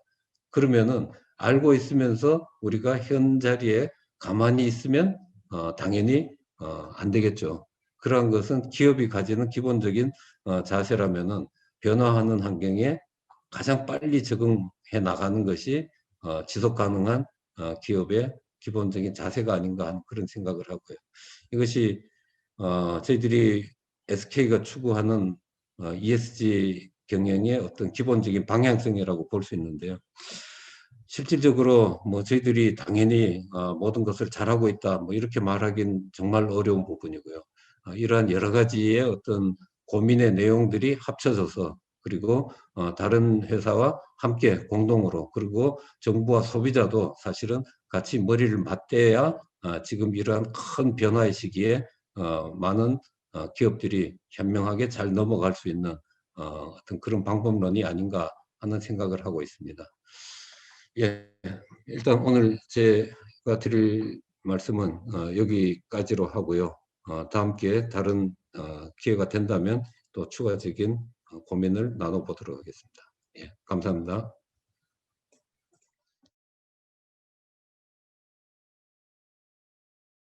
Hello everyone, it's nice to virtually meet you today. My name is Leesle. I'm an analyst in the World Bank Energy Department. I have worked on clean energy finance for more than 6 years by now. And before working on energy project financing, I worked with Professor Oh briefly for establishing Korean emission trading system. Today, I'm going to walk you through what the World Bank does to meet the target of 1.5 degrees Celsius. Let me first start with a brief introduction of the World Bank, and then I will present the World Bank's commitments in tackling climate change, and lastly, the World Bank's energy sector business aligned with its climate commitments. What is the World Bank? The World Bank is an international development organization owned by 187 countries. The World Bank supports the economic growth of the developing countries by providing 3 types of services. First, as you can expect from the name of the institution, the bank provides financial products for our client countries to invest in their development projects. The main financial products are loans, guarantees, and grants. Second, the bank is also one of the largest research centers. The bank collects global scale data in development sectors and publishes research reports. The bank also uses its expertise to provide advisory services to specific development problems in client countries. Lastly, as a leading development organization, the bank creates platform for various development partners and stakeholders to gather and make concerted efforts. Do we need a World Bank? Without a place like a World Bank from which to borrow money, the world's poorest countries would have few, if any, ways to finance much-needed development projects. The bank lends to the countries who have low credit ratings at lower prices compared to the prices of commercial bank debts. The World Bank provides financial and advisory services for projects in various development sectors. Those sectors include agriculture, natural resources, education, water sector, energy, transportation, and IT infrastructure. When the bank operates these projects in various sectors, we always look at certain aspects of them. We call them cross-cutting themes that apply to projects in all sectors. These cross-cutting themes are gender, climate change, employment, private investment mobilization, and fragility of the project hosting countries. As a cross-cutting theme, climate change impact and how much the World Bank project contributes to addressing climate change should be assessed for every single bank project. Among these sectors, I will give a focus on energy sector today, as it's a sector with the biggest GHG emission. Now, let's go over to the World Bank's commitments to address climate change. Right after Paris Agreement in December 2015, the bank announced the Climate Change Action Plan. We call it simply CCAP. The main purpose of the CCAP is to help client countries deliver on their nationally determined contributions. CCAP lays out what the bank will do to address climate change and sets the targets relevant to the bank's business in various sectors. The bank designs and develops its investment or advisory projects to meet the targets set in the CCAP. CCAP covers 5-year period. The first CCAP covered the period from 2016 to 2020. And now we are in 2021, and the main framework of the second CCAP has recently been announced. This is the major achievements under the first CCAP. The bank is currently in the process of internally collecting data to assess how much we have achieved under the first CCAP. So far, at least we know that the bank has added 34 gigawatts of renewable energy generation capacity, which is an overachievement compared to the 30 gigawatt target that had been set in the first CCAP. The second CCAP puts emphasis on 6 areas. First, the bank aims to further increase the portion of the bank financing used for climate change mitigation or adaptation. Second, the bank will formulate climate and development reports for each individual country. Third, the bank will develop new metrics to measure the achievements in climate change address. Fourth, the bank will support GHG reduction more aggressively in key 5 sectors, including energy, agriculture, urban, transport, and manufacturing. Fifth, the bank will not only finance the new renewable power capacity, but also support closure of the existing coal mines and coal power plants. Lastly, the bank will invest in projects in alignment with Paris Agreement. As one of key sectors, GHG reduction, the energy sector will focus on 6 areas. First, World Bank will support power system planning to plan out and optimize renewable energy electricity generation at the system level, rather than individual plant level. This exercise will allow to plan investments in transmission and distribution infrastructure, which is a key to integrating renewables, ensuring private capital flows into generation. Second, energy access remains as one of the bank's key business areas. The bank will continue to support Sustainable Development Goal 7, which aims to provide energy access to 800 million people without electricity, and clean cooking solutions for 2.8 billion people. Third, the bank will support energy efficiency on supply side and demand side. Supply side efficiency includes generation rehabilitation and transmission distribution loss reduction. Demand side includes industry, public sector, residential buildings, and agriculture. The fourth is just a transition from coal. Through advisory and financing activities, the bank will significantly step up support for the transition away from coal in client countries with attention to supporting long-term transition of coal-dependent regions and ultimately sequestration. Fifth, the bank will invest to promote generation, integration, and enabling infrastructure for renewable energy.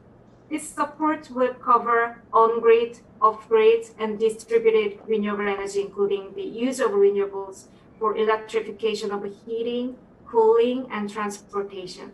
Lastly, the bank will support subsidy reforms to eliminate or reduce fossil fuel subsidies by providing advisory services and by supporting policy operations. Now, let's talk about the bank's energy sector business. Although the scope of energy sector business in the bank is very wide, I will focus on the renewable energy, given its importance in energy transition and the interest of time. According to the recent International Energy Agency's new net zero reports, over 90% of the electricity generation should come from renewable sources to meet the 1.5 degrees Celsius target. While it is imperative to expand the renewable energy generation, there are challenges to overcome in case of variable renewable energy, which is called VRE. VRE means renewable energy sources with intermittent and fluctuating nature. Unlike geothermal, the amount of energy of variable sources, like wind and solar, are not consistent over time of a day or over seasons. Also, the generation outputs from VREs are not controllable. We can't increase or decrease the power generation outputs as we wish. This aspect of VRE power generation is in contrast with hydropower, whose generation output can be controlled. VRE has challenging aspects. First, the power output is not consistent. We can use solar energy only during the day, and it's not available during the night. Second, there are uncertainties in the electricity generation output due to the unpredictability of the weather, such as wind, sun radiation, and clouds. Third, specific types of renewable power generation are available only at certain locations. We can't generate solar power in the region with very weak sun radiation. Lastly, VRE power lays difficulties in grid frequency regulation. Solar power generation doesn't use turbines, and there is no physical inertia to enable automatic and instant responses to sudden imbalances between power supply and demand in the grid system. With these challenges, how do we develop and implement renewable energy projects successfully? First, grid system level planning can optimize the generation capacity expansion and identify suitable generation projects. Second, to reduce the uncertainties of VRE, there should be enough information on the time-varying availability of renewable energy at candidate locations. Third, to make the generation project financially viable, the regulatory environment should be conducive to the renewable energy. Incentives such as feed-in tariff or renewable energy certificates are good examples. Fourth, the grid system should be ready to integrate the new renewable power generation. Lastly, as the renewables have unique risks, financial resources with matching scale, prices, and risk appetites are required. Financial requirements is especially important in developing countries, and this is the area where the bank plays a crucial role. Let's start with the power system planning. Through the demand estimation, the system planning answers whether the new generation capacity is needed and how much, with optimized suggestions for the addition of generation capacities. In many cases, thermal generation comes up as the most affordable options of power generation, although it bears hidden costs for climate change.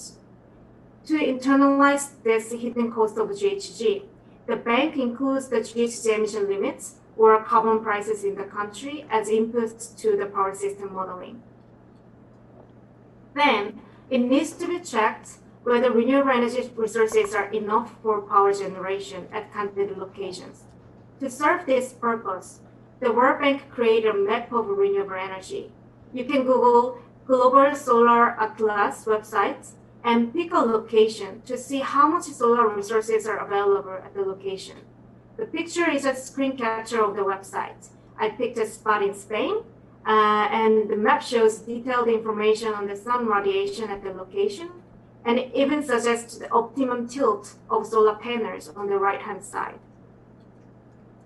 After the successful launch of Solar Atlas, the bank went further to create Global Wind Atlas. You will be able to see the wind energy information on the map with the speed, direction, and other aspects. Next, the bank has also developed a standardized index system to measure how conducive a country's regulatory environment is for renewable energy investments. If index score is too low for a country, then investments in renewable energy in the country might be risky or not viable. In addition to the VRE availability and regulatory aspects, integration into the power system should also be considered. A key objective of the power system operation is maintaining balance between power supply and demand. To keep the balance, the system operators monitor the demand and adjust the generation outputs around the clock. Supply can be adjusted within a very narrow time window by ramping up and down thermal generations, especially gas or hydropower. In case of thermal generation, ramping up and down incurs costs, and integration of VRE into the grid system can increase the need for these costly adjustments. For example, if you look at the graph on the bottom right corner, the horizontal axis is time of the day, and the vertical axis is the demand for the non-solar grid power. The top white curve is the demand for non-solar power without solar penetration into the system in 2012.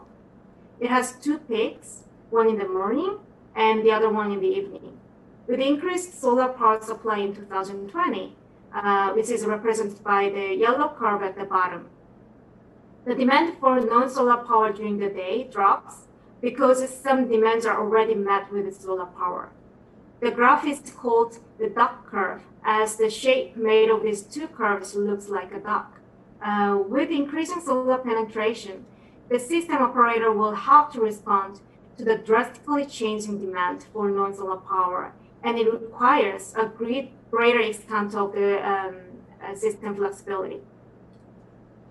One way of improving the system flexibility is to use energy storage systems. Solar powered electricity can be stored during the day, and the battery can be discharged during the evening peak, flattening the duck curve and consequently decrease the need to drastically ramp up and down thermal generation outputs. The World Bank also started financing energy storage projects to that effect as well. Now, financial resources are very important aspects of the World Bank business, as it's a financial institution after all. The bar chart shows various risks involved in solar energy development in developing countries.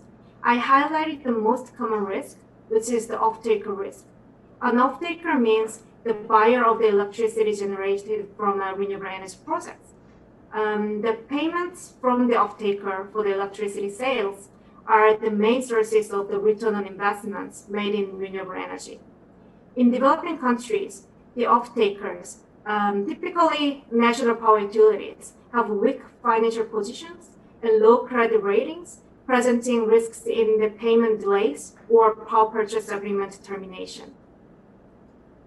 Let's look at a bank project example to see how this risk is mitigated with the World Bank financial products. World Bank invested in a solar power project in the Maldives. The title of the project is the Accelerating Sustainable Private Investment in Renewable Energy. The fancy acronym of this project title is ASPIRE.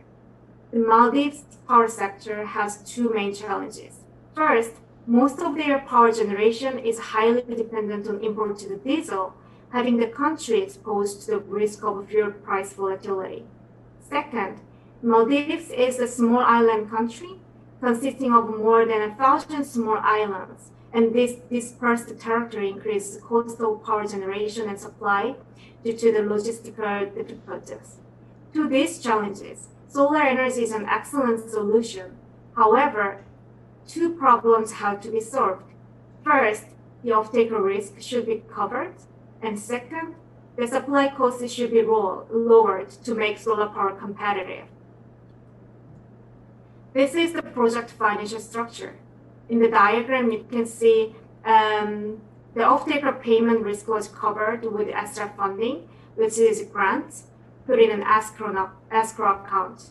The grant money is to be withdrawn by the generation company in case of the delay of the payments for electricity sales. To cover the risk of power purchase agreement termination, the World Bank guarantee is used. Also, a part of the grant funding is used to buy down the generation cost as well. This is the result of the Maldives project. With the World Bank grants and guarantee as a security, private solar power developers successfully made a contract with the utility and has installed 1.5 megawatt rooftop solar, as you can see in this beautiful picture. This will be followed by additional 5 megawatts soon.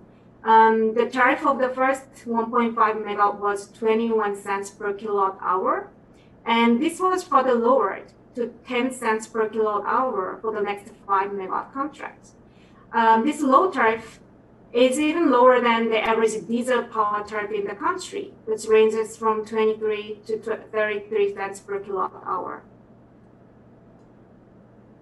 Further from the renewable energy generation, the bankers aimed to phase out of coal industry and coal power generation. In doing so, the bank put an emphasis on just transition, which includes people and communities engaged in the coal industry. Just transition concept will be implemented around 3 pillars. First, the bank will work with the governments to create institutional environments for coal phase out. Second, the bank will pay attention to the inclusion of people and communities and their retraining for employment in other sectors. Third, the coal mine lands and the existing coal power plants will be repurposed. The picture depicts an idea of coal power plants repurposing. By repurposing of the coal power plants into a renewable generation complex, the demolition of the whole plant infrastructure can be avoided, resulting in cost saving. Some infrastructure of the coal power plant, such as switchyard that sends the generated electricity out to the transmission network, can be reused for the new renewable plants. The bank also supports other clean energy technologies to accelerate decarbonization of the energy sector. Solar panels in various arrangements are used. This includes rooftop solar, floating solar, and solar generation with co-located batteries to improve flexibility, and mini-grid off-grid solar equipment. Clean and modernized cooking solutions are also supported to replace burning wood branches and animal dung for cooking. Also, efficient cooling and green hydrogen are getting more attention by the bank and other development partners as well. Lastly, I want to briefly mention the World Bank's COVID-19 response. Electricity is essential in preparing against the pandemic. Refrigerating vaccines, COVID-19 testing, and operating ventilators and oxygen concentrators require electricity. While WHO identified Africa as a potential epicenter of the pandemic, 70% of healthcare facilities in sub-Saharan Africa do not have access to reliable electricity. The World Bank Energy team is fast-tracking the support to provide solar-powered energy access to these health facilities. This is the snapshot of the World Bank's climate and energy strategy. Thank you for listening, and please feel free to ask any questions should you have any. Thank you.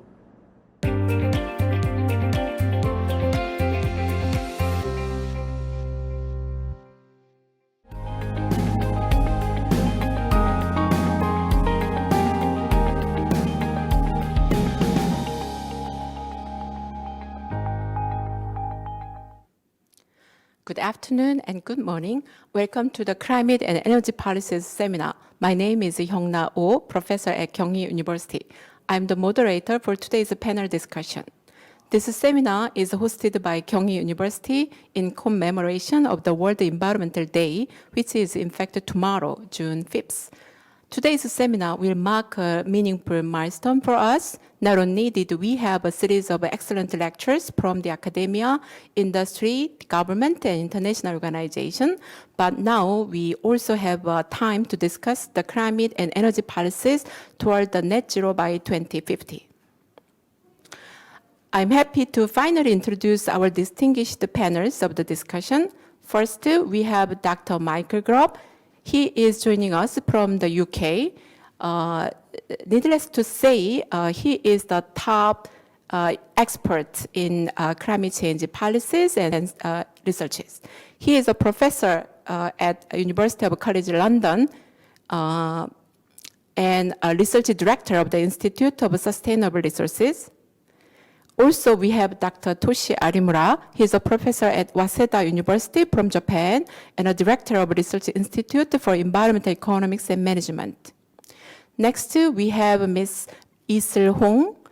She is an operations analyst and energy climate finance coordinator of the World Bank. She is joining us from Washington, D.C., even though it is the middle of the night there.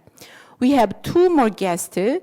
They are right here with me. I would like to introduce Dr. Chang Lee. He is a chief economist of Korea Environmental Institute and a member of National Council on Carbon Neutrality, which starts May 30 this year. Last but not least, we have Mr. Il-Young-oh. He is a director for climate change strategy of the Ministry of Environment of the Republic of Korea. Now, I would like to start the discussion with our panel. The first question is for everyone. What are the most urgent and most important actions for policymakers and the public can do in order to achieve net zero 2050? Michael, now the stage is yours. Oh, I hadn't realized I would start with that question. It's a big, broad question. And I'm afraid the answer is a lot of different things need to happen by a lot of different people in different positions.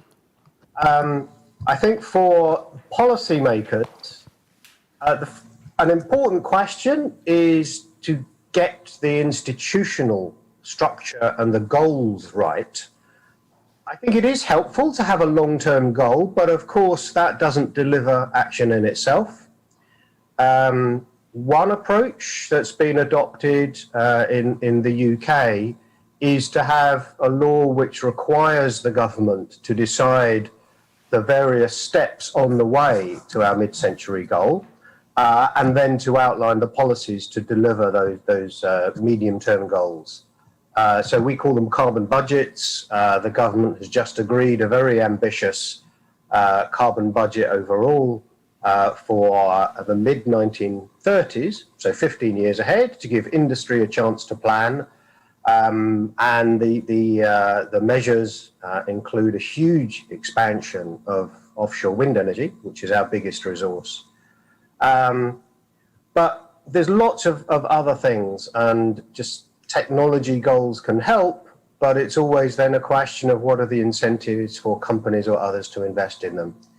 Final remark, and I know it's a general question, so it's a general answer, is I think this is a challenge which involves society more broadly. There are things people can do, obviously, in your homes, in your travel choices. Some of those involve both behavior and industry and government. So most obviously electric vehicles. It's essential companies can make them, can have the incentives to make them, that there's a good charging infrastructure, but also that people actually are very happy to use and buy electric vehicles. It's something that really shows how a big integrated challenge this is. But let me ask, other panel speakers I'm sure could add. Mm-hmm. Dr. Arimura? Well, first of all, thank you for inviting me to be, this policy seminar series. It's my great honor to be part of this. And as Professor Grubb mentioned, that this is a really big question. So, I mean, you cannot really answer in a short minute. So I think that we have to do lots of things to achieve carbon neutrality. But when I think of the situation in Japan, I would say that the implementation of a nationwide carbon pricing is a very important first step toward the carbon neutralities. I mean, whole society must change our behaviors, our investment. So to make send a big signals to the whole society, I think carbon pricing is a very important step forward. And I know that Korea already has a national level of emission trading schemes. Which is one of the carbon pricing instruments. But there was a mentioning by Professor Oh in her presentation about additional carbon tax. And like that, Japan is discussing introduction of carbon tax.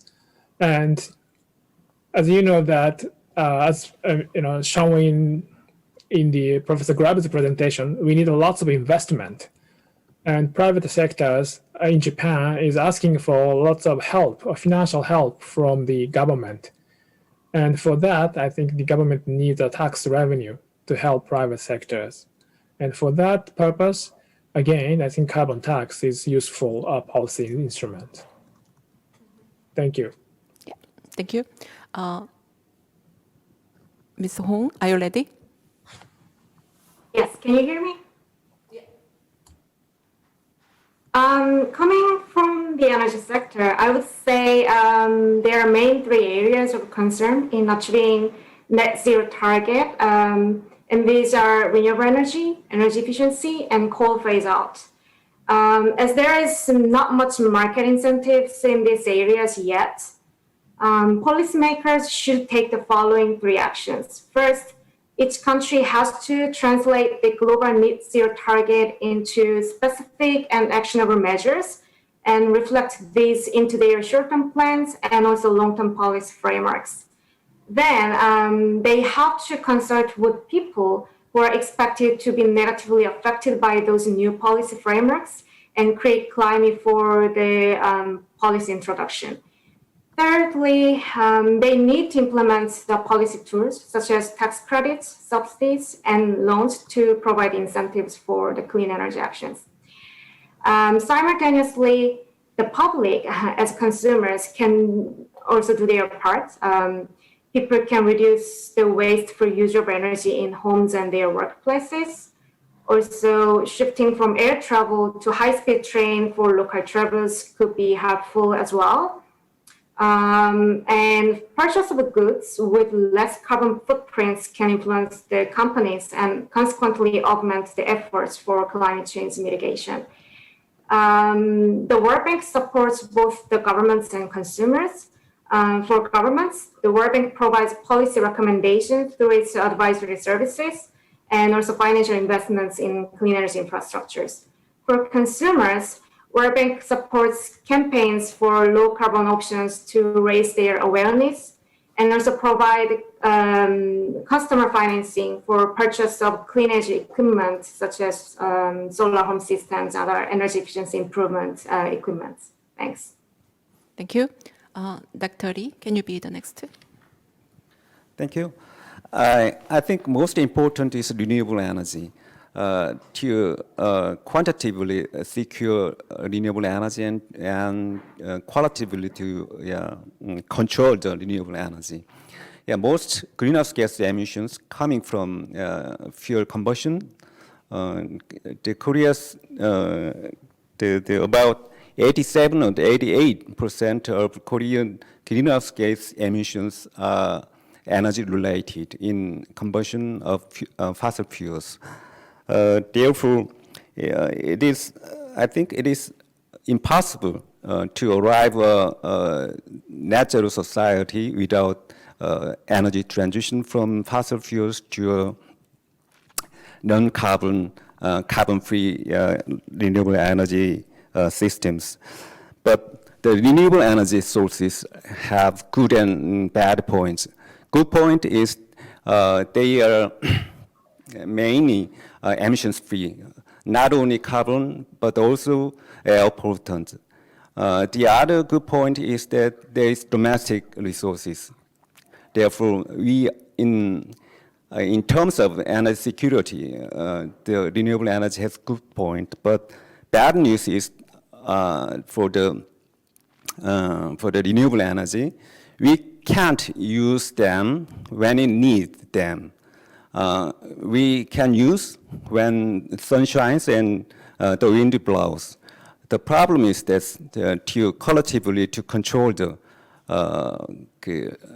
predict precisely the wind energy and solar radiation and store the appropriately renewable energy over produced renewable energy. And you should improve policies to massively to increase renewable energy installation in Korea.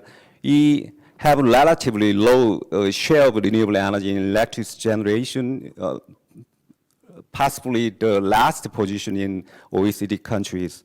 The first task is to massively expand renewable energy installation in Korea. The second problem is to control the renewable energy. We should develop the technology and market mechanism to predict and store solar and wind energy, and to stabilize and balance the electricity grid. And that is the most important for the energy transition in Korea, I think. That's all. Mr. Oh. Now I'm taking part in the developing Korean national strategy for 2050 carbon neutrality.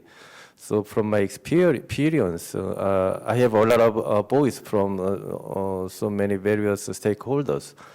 I'd like to point out some important point from my experience. First of all, the panelists here already talk about the importance of renewable energy and some kind of R&D and technology innovations or green finance and so on. But nowadays, Korean society requires some kind of financial support to the potential job security issues from fossil fuel, especially coal-fired power plants. So I'd like to highlight the importance of just transition issues for carbon neutrality society. Next one, I would like to stress in this panel discussion is the green financing. Because we have the other panel discussion topic on finance issues. So in Korea, nowadays, Korean government preparing some climate fund for targeting for carbon neutrality society. So the important element of Korean climate fund is comprised with investment to renewable energy and investment for R&D project, and the third one is that investment for just transition. So totally, I think that renewable energy, green financing, and R&D, and also just transition, it can be a most important and urgent actions for policymakers. Thank you. Required actions from many stakeholders, specifically governments, are mentioned pretty well by the panelists. The next question is for Dr. Grubb, Mr. Oh, Ms. Hoon, and Dr. Arimura. The question is sufficient financial resources to support these actions prepared? So can we start with Dr. Arimura? Well, this was, the order was unexpected, sorry. Well, I mean, I don't think the government has the financial resources big enough, large enough to support all the actions that they are aiming for. You know, as Dr. Huang mentioned, that renewable energies has a lot of problems that requires a lot of investment, right? Batteries, and also the, in the Japanese case, we are planning to expand offshore wind, and which needs lots of investment, and also we have to do lots of investment in the grid. In addition, even like we have lots of solar powers in the southern island of Kyushu, but they don't have enough demand in the Kyushu island. So I think it's better for us to connect this southern island to the main island. That way we can make a better use of solar power. But to do so, we need lots of financial resources to support the investment in the grid. And further, for the future technologies like CCUS or hydrogen, we need lots of investment. But as I mentioned, private sector is asking for helps from the government.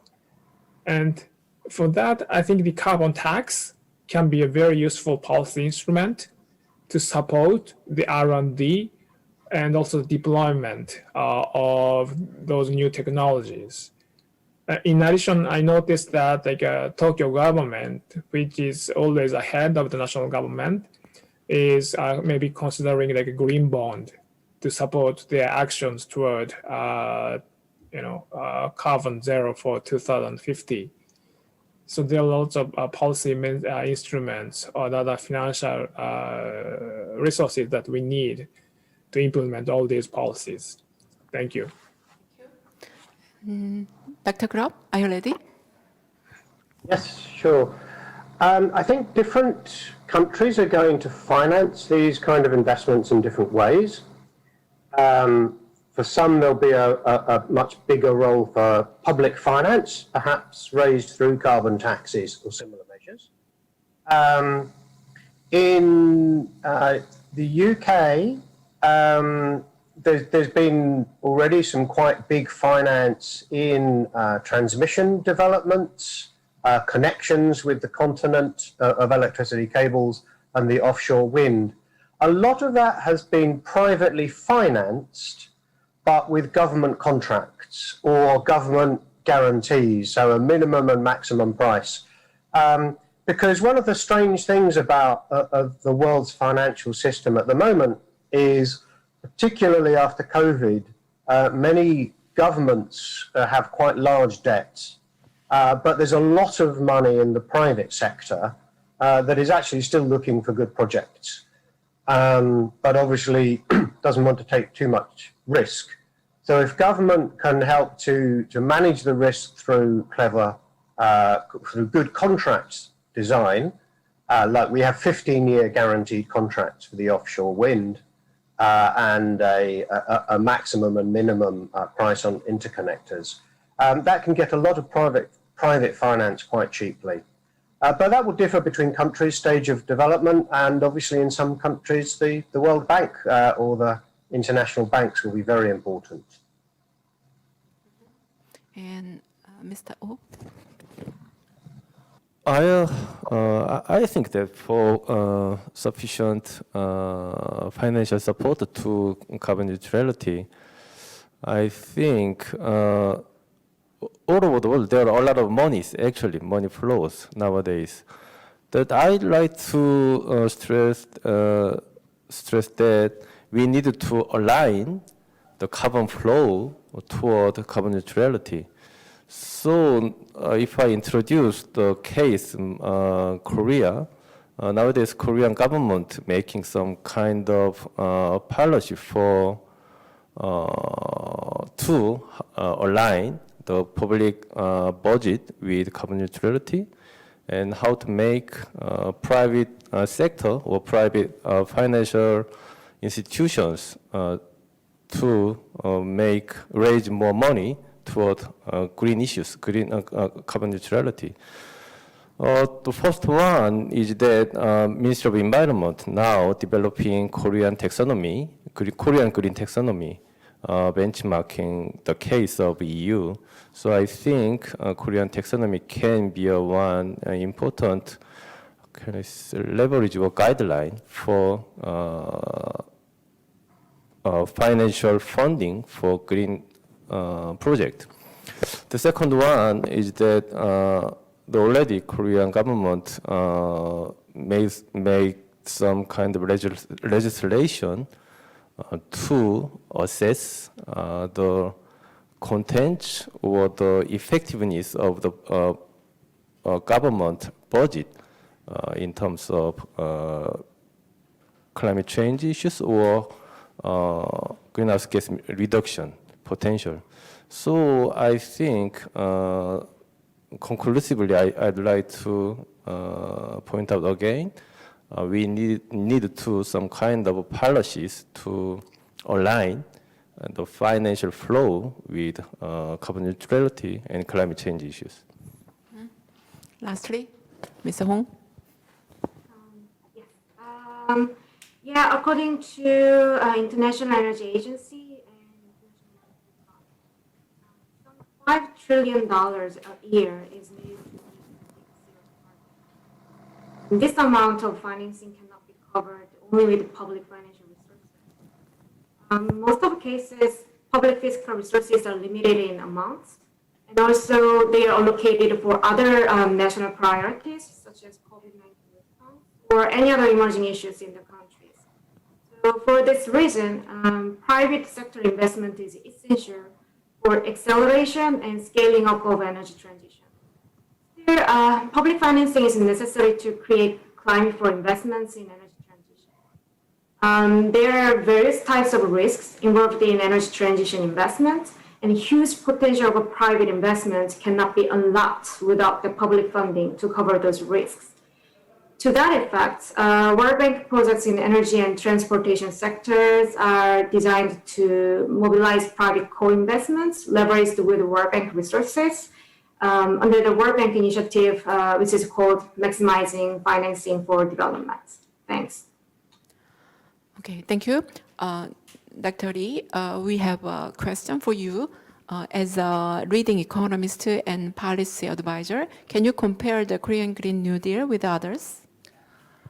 As you, Professor Oh, said in her lecture, I think Korean Green New Deal is firstly a recovery plan from the economic recession, economic crisis triggered by COVID-19.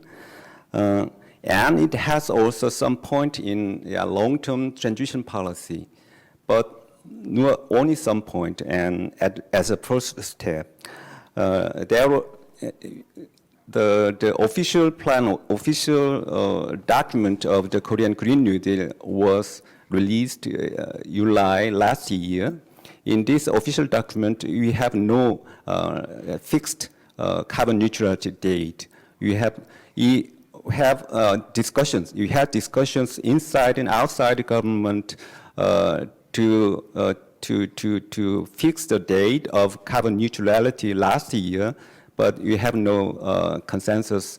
You have not arrived to a consensus to include the fixed date of carbon neutrality. Therefore, we have in the document, in the plan, we have mainly focusing on short-term financial or the short-term budgetary investment to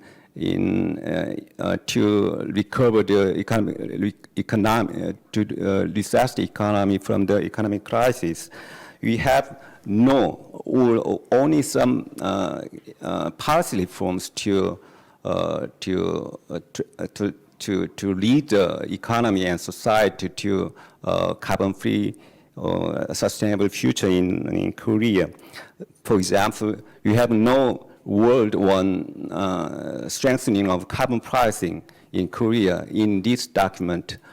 But think about that. The European Green New Deal or Green New Deal document of the USA Democratic Party 2019, This document, these plans was released before the outbreak of COVID-19. There's, from the first one is this long-term strategy to a carbon-free society, economy in these centuries. There are no short-term recovery plan. There is a long-term strategy to lead the economy into a carbon-free society. But you have some point fortunately, some point last year, after several months later than the release of the official document of Korean Green New Deal paper, the President Moon announced last October, announced carbon neutrality in 2050 in Korea. With this pledge and the next policy reform steps, I think the Green New Deal, the Korean Green New Deal can be a balanced strategy, not only for recovery plan, as a recovery plan, but also as a long-term strategy plan with Korea, lead Korea to a prosperous and sustainable future in the future. Yeah. Thanks. Thank you. And the next question is also for everyone. Not everyone, but how do you evaluate the current actions of Green New Deal and carbon neutrality pledge? Are they going to work? Please evaluate actions in general, and then please focus on one in your country. Professor Grubb, can you start? I can start, but I'll touch on the European Green New Deal. In my presentation, I outlined the goals that have been set and a little bit also about the political background that has led Europe to being really quite ambitious on this. I think that it's first really useful to say that, you know, this has built up over quite a long time, and I think a really important aspect of it has been the relative success of the renewable energy programs in Europe, and the fact that that has brought down the cost of renewables a lot. So we do see a future in which we have very low carbon and relatively moderate cost electricity. And so the strategy is broadly the expectation that then we can decarbonize the transport sector through electric vehicles, at least for the personal transport and smaller uses. And there's very active policies now in Europe to support the development of electrical vehicle manufacturing, the UK similarly. So there are those sectors. I think Europe does have a fairly clear strategy now that could work. Both of those are somewhat supported by the carbon price, and reforms to the European emissions trading system have made it much more effective now in terms of a higher price, around 50 euros a tonne. The UK has now launched a legally independent emissions trading system, but in practice it's quite closely aligned and has started with a slightly higher carbon price. So I think all of those building blocks are now in a much stronger than they were just a few years ago.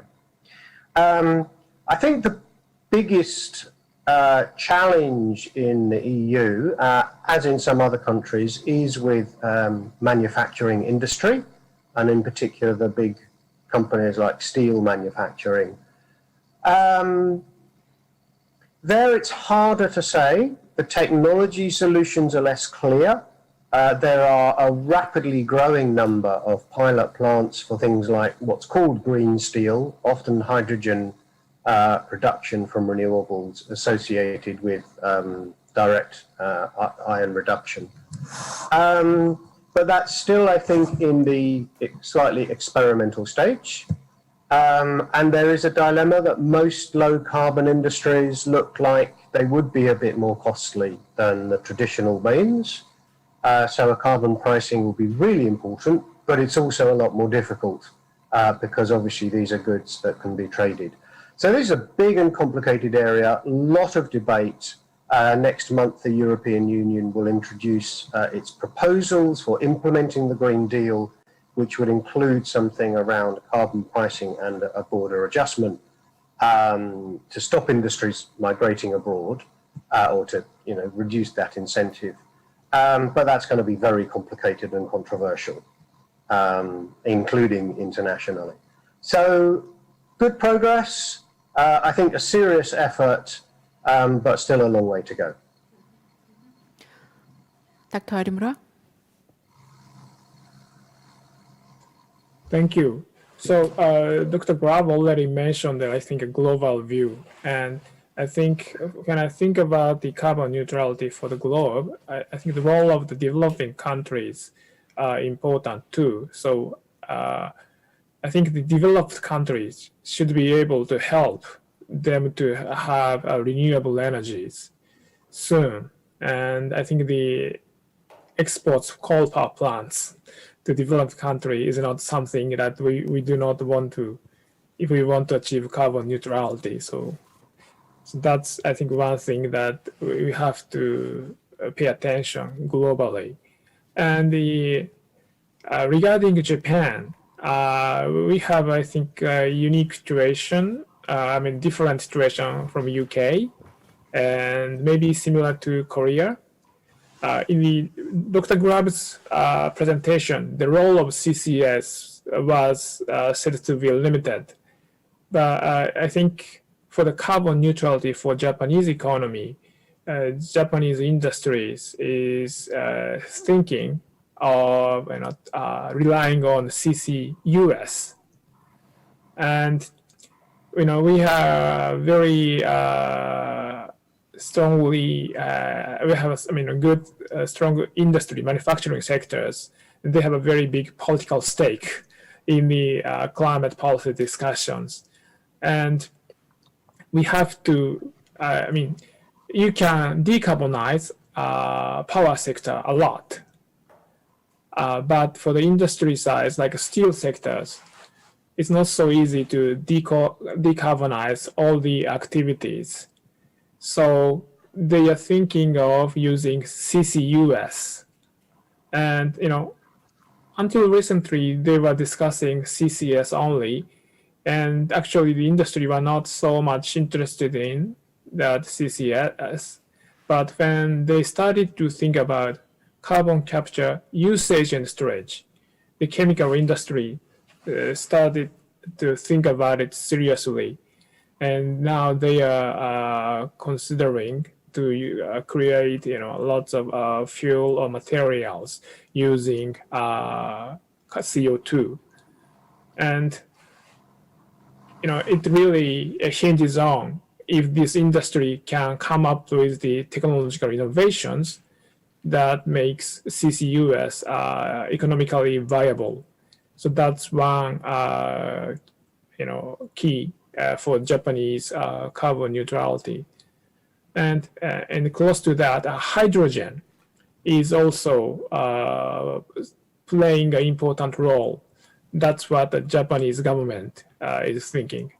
Maybe because, Toyota has been spending a lot of R&D and doing a lot of promotion of fuel cell vehicles. I don't know, but but the cost of the hydrogen is very high. So the Japanese government is trying to make it the cost is like 1/10 of the current price. And to do so, actually some of the private sector is considering creating hydrogen in Australia. They think that Japan does not have enough renewable energies to produce green hydrogen. But in Australia, they have lots of potential for solar. So they are now thinking of, creating, producing hydrogen in Australia and importing it to Japan. So, if this is something feasible in a reasonable cost, maybe I think the Japanese carbon neutrality can be achieved. And I actually made a few more comments on the actually interim target. When we think about carbon neutrality, we always think about 2050. And that was something that Japanese industry and lots of Japanese people were kind of expecting that government will announce. But in the April, in the climate summit, the Prime Minister Suga announced a 46% reduction by 2030. So this was actually shocking to Japanese industry. That was not based on the domestic discussion. This was actually a top decision from the Prime Minister. And the environmental NGO was so happy to hear that, but they think that it's not good enough. But it's only 9 years to achieve 46%. So now the industry are really, very tense, and how can they achieve? But this week I heard that a Japanese government decides to implement several policies to accelerate renewable energies. For example, because of the feed-in tariff, we are able to expand solar power a lot. But the expansion of wind power is not actually to the level that they expected, partly because of the transaction costs of building windmills. They had to go through a lot of lengthy environmental assessment process. But the government decided to shorten that period. So that was an announcement this week. And also, we have a big potential of geothermal. As you know, we have a lot of volcanoes. And this is a very good, they generate very good, stable electricities. But the potential areas are often located in the national parks. So there was always conflicts, and also they are often close to the hot springs. So whether we should protect the environment or should we promote the geothermal? But the government this week announced that they will deregulate this restriction on the development of geothermal. So I think this announcement of the 2030 target made the first movement finally from the government. So that's, I think, a good symbol of the new movement by Japanese government. Thank you. Thank you. Dr. Lee. Yeah, Japanese 2030 target, the ambition enhancement was shocking news for Japanese industry. For us, it's the carbon neutrality in 2050. Last year, announcement of President Moon was somewhat shocking and revolutionary target for the industry-related ministries and industry sectors.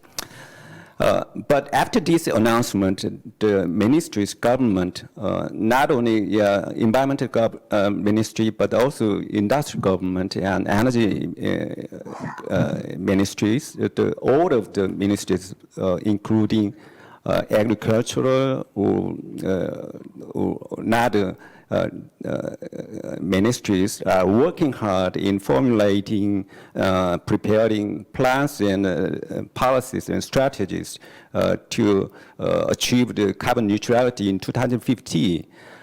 For example, the government are preparing nowadays is past complete in formulating the 2050 scenarios, net zero scenarios for Korea economy. That is about 100% reduction of emission is in 30 years. It's a very difficult task to a manufacturing-oriented Korean economy. But we are preparing the scenarios, and we last month, this is 1 week ago in P4G event, the Korean President Moon announced the installation of the Carbon Neutrality Committee, of which I am also a member, as a government structure to control or to accompany the carbon neutrality project strategy in Korea. And all of ministries, almost all of ministries are preparing sectoral strategies to achieve the carbon neutrality in their sectors. For example, in agriculture, in forestry, and industry and energy. All of ministries are preparing by the end of this year sectoral strategy to reduction or achieve the carbon neutrality. And Minister of Planning and Economy are also studying and reviewing the possibility of strengthening of carbon pricing in Korean economy. Not only the Dr. Nishimura said that Korea has economic-wide emission trading schemes. We have but 30% of the Korean economy or the Korean emissions are outside of these emission trading schemes. And in outside Korean emission trading schemes, we can now review the possibility of carbon pricing, carbon taxation on this area. But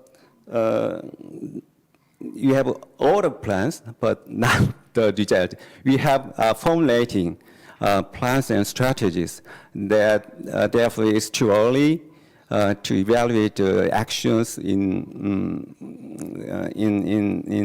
effect, but we are working very hard in preparing the society to lead to a carbon-free society economy.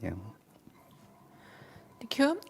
As expected, Korea and Japan shares many similarities, except the volcanoes and the potential of geothermal. Now, the next question is related to the issue mentioned by Dr. Oh. The climate justice becomes an important issue. Is it fair to assign similar responsibility between advanced economies and developing economies? Does your institution or division have a plan to help green transition in developing economies? So let's start with Ms. Hoon. Thank you.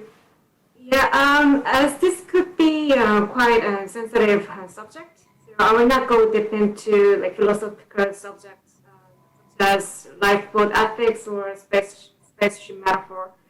I will just focus on the ability and capability of developing countries to get on the track to achieve the climate change target. To achieve this ambitious target, massive deployment of clean energy technologies is essential, while many developing countries lack both human and financial resources to make investments. So to resolve these constraints, many developed countries, like including Japan and the UK, make significant financial contributions into various climate fund programs to support developing countries. For example, their Global Environment Facility and Green Climate Fund, which is located in South Korea, and climate investment funds, where the developed countries make financial donations into this fund. Then the developing countries tap into these financial resources to make investments in the energy transition in their countries. So the World Bank participates in this financial mechanism as an implementing agency, providing technical expertise and financial structuring advices to the developing countries. Thanks. Okay, Dr. Oh. Very difficult topic, climate justice. Personally, I think that I don't think it is fair to assign similar responsibility to developing countries and developed countries. So I think internationally, especially in the climate negotiation, CBDR principle still supported from a lot of developing countries. I have same opinion about CBDR principle to sharing the responsibility between developing and developed countries. The question regarding the question, our institutions to raise or strategy to expand green climate finance to developing countries. Recently, last month, President Moon announced that at P4G Global Summit, Korean government will expand green ODA from around 10% of total ODA to around 30% of total ODA by 2030. Well, anyway, in decade. The next one is that Ms. Hong already told that Green Climate Fund Secretariat is located in Songdo, in South Korea. And so my government will expand contribution to Green Climate Fund in next year. I also welcome that Biden already announced that he will, American government will expand contribution to GCF by double in his regime. So I think anyway, the developed countries and Korea also need to expand climate financial support to developing countries for international carbon neutrality. Thank you. So questions regarding today's topic were received in advance along with the pre-registration for today. I heard that more than 200 students and citizens are with us. I will select a few questions and ask the panelists to answer them. The first one is, in the process of reaching carbon neutrality, which markets and technologies are expected to evolve? So can we start, Dr. Lee, can you start? As I said in the beginning, the main options to a carbon-free society, carbon-free economy is just renewable energy systems. And nowadays, already nowadays, the power market, 70% of the power market is charged by the renewable energy, such as photovoltaic and wind energy. The market is the now market, and the future market is renewable energy. The photovoltaic technology and wind turbine technology is promising market of the future. Not only this hardware technology, but also software technology to predict and control these variable generating technology is promising options in the market potential, has a great market potential in the future, I think. Mr. Oh.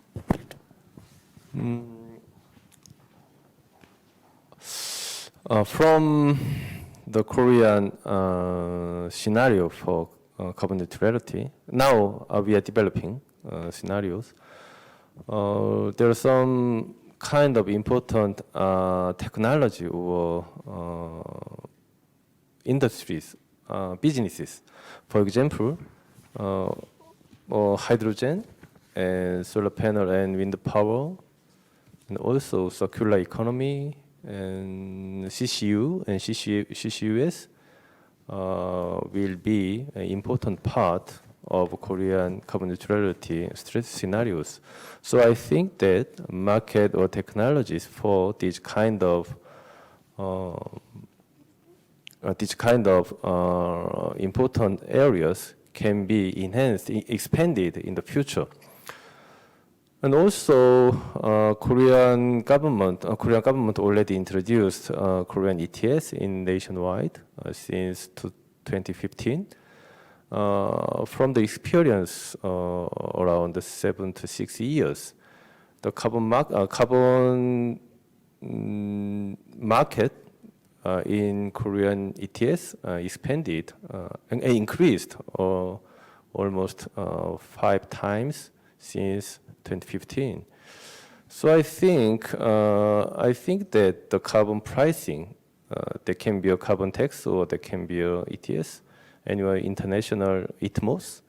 I think that the carbon market for to trade carbon allocations and so on will be increased in the future. So I think a lot of international financial institutions will join this kind of carbon pricing market in the future. Dr. Arimura?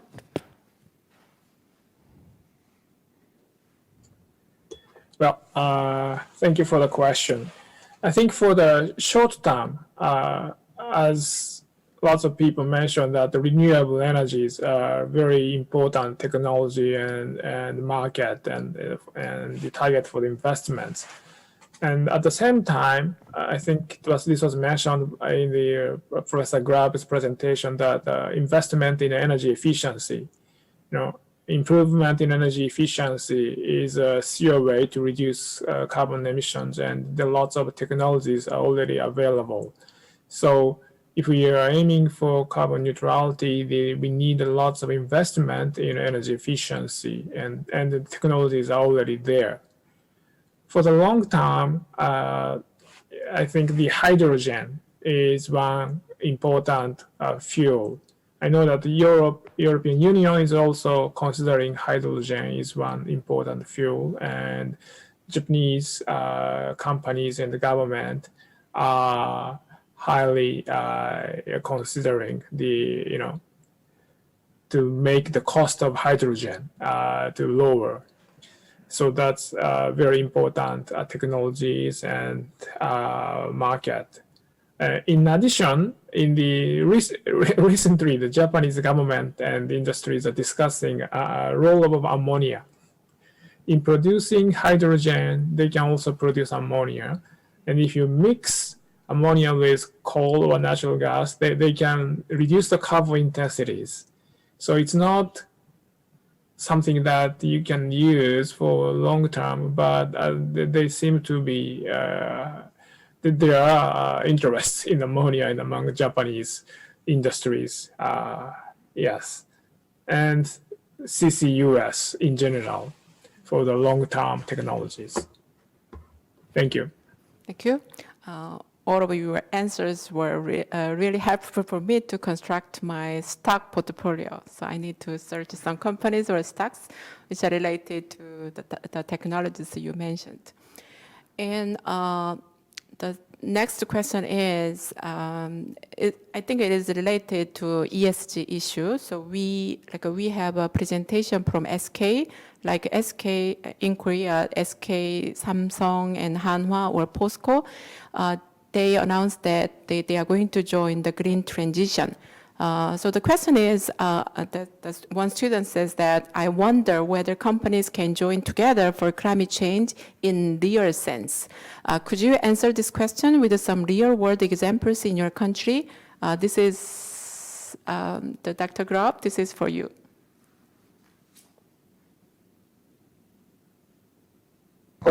It's a good question.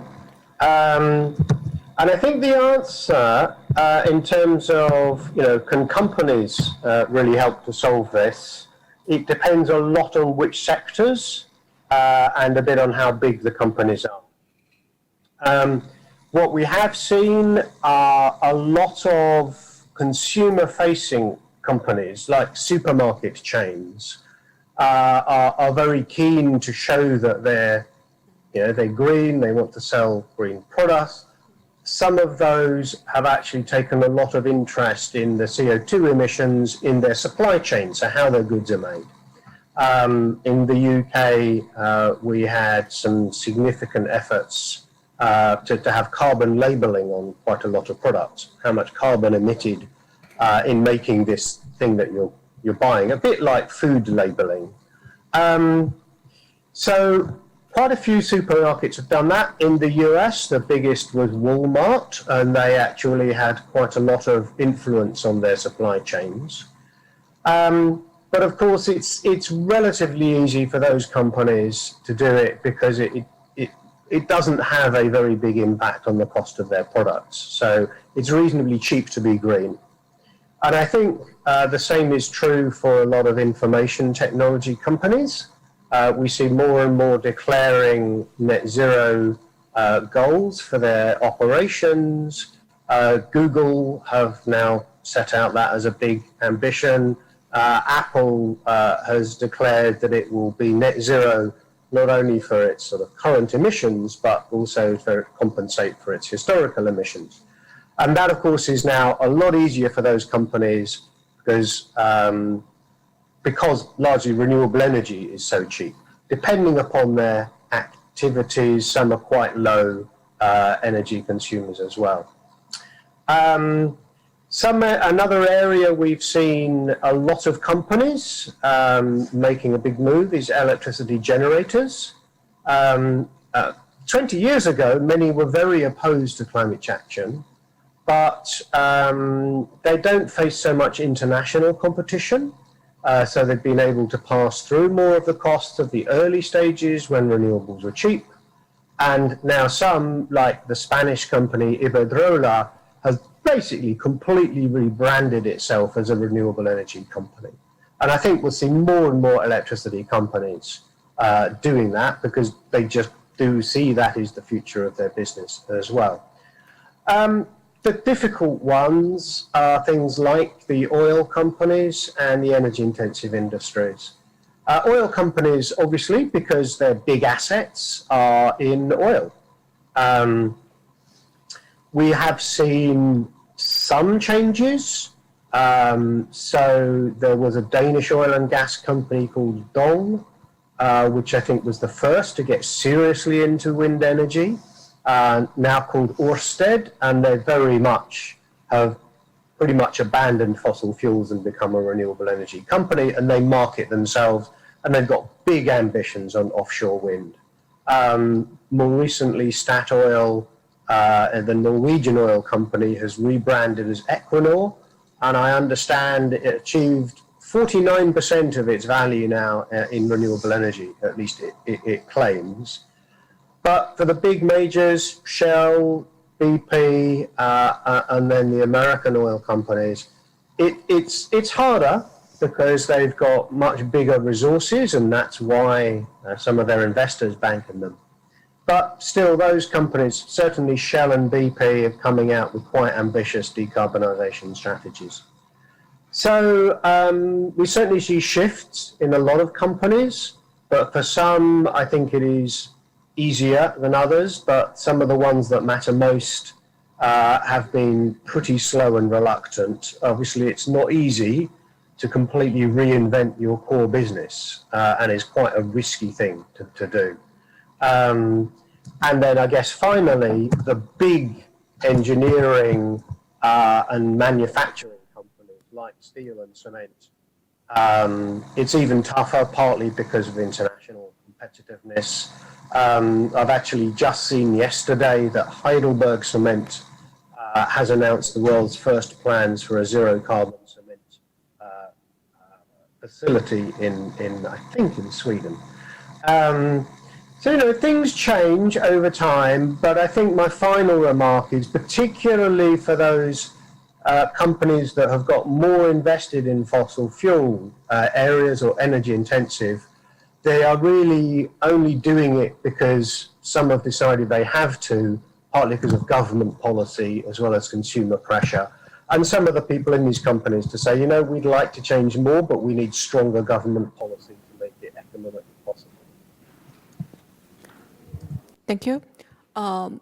Dr. Grubb's address remind me two stories. One is the largest financial institute in the world announced that they are going to use the carbon neutrality actions or the sustainability as a key index, key criteria in selecting their financial portfolio. That's the first news. And the second news, which comes in my mind, was the story with Honeywell. I think Honeywell is the big the company in the U.S. and it says that they are going to carry the greenhouse gas emissions generated in their own company, as well as the greenhouse gas emissions of other partnering companies which are located in a global value chain with Honeywell. So there will be a big change. And the next question is, it's pretty interesting. How does blockchains contribute to the expansion of renewable energy?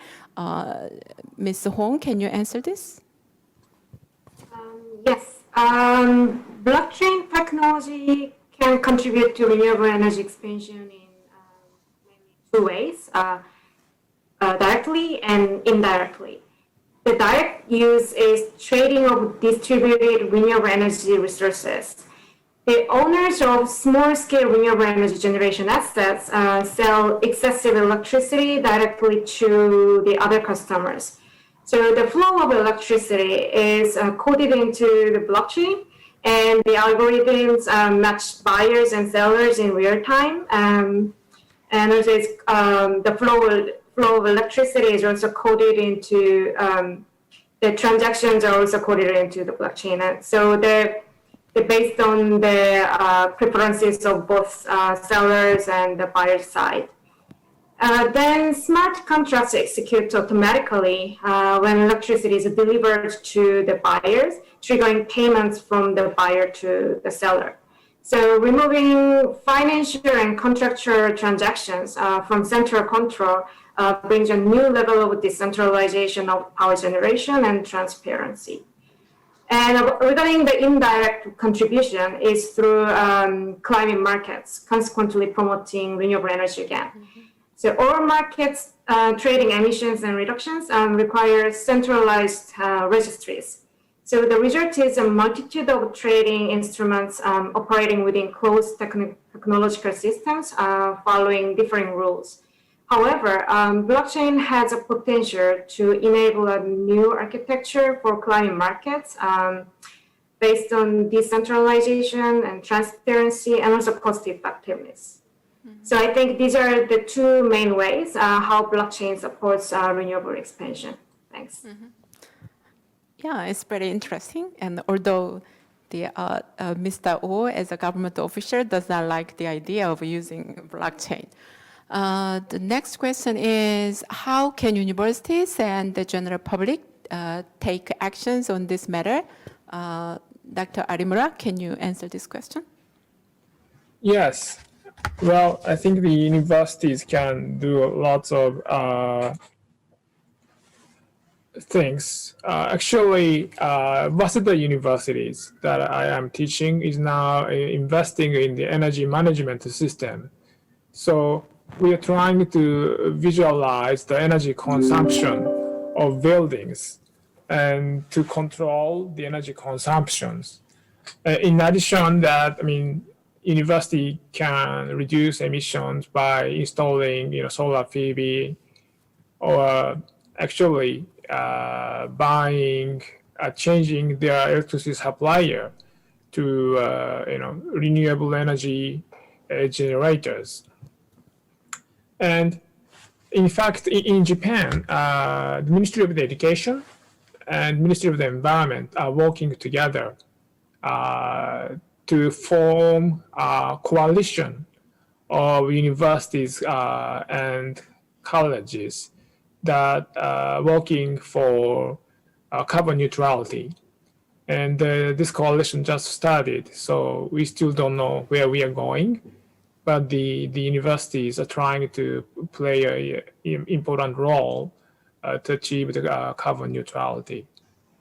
And for the general public, like students, I think they can do a lot of stuff, but they can change their consumption behaviors. And when you buy electric appliances, maybe try to purchase energy efficient appliances, which can be a bit expensive, but their consumption of electricity in the long term is lower than the regular stuff.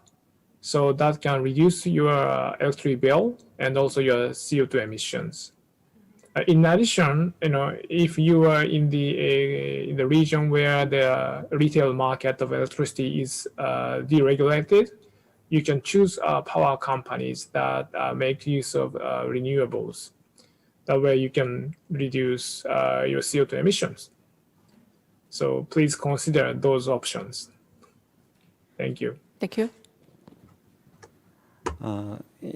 For the normal citizens, is this for carbon neutrality is energy saving and renewable energy installation is the first option to contribute to the carbon neutrality economy.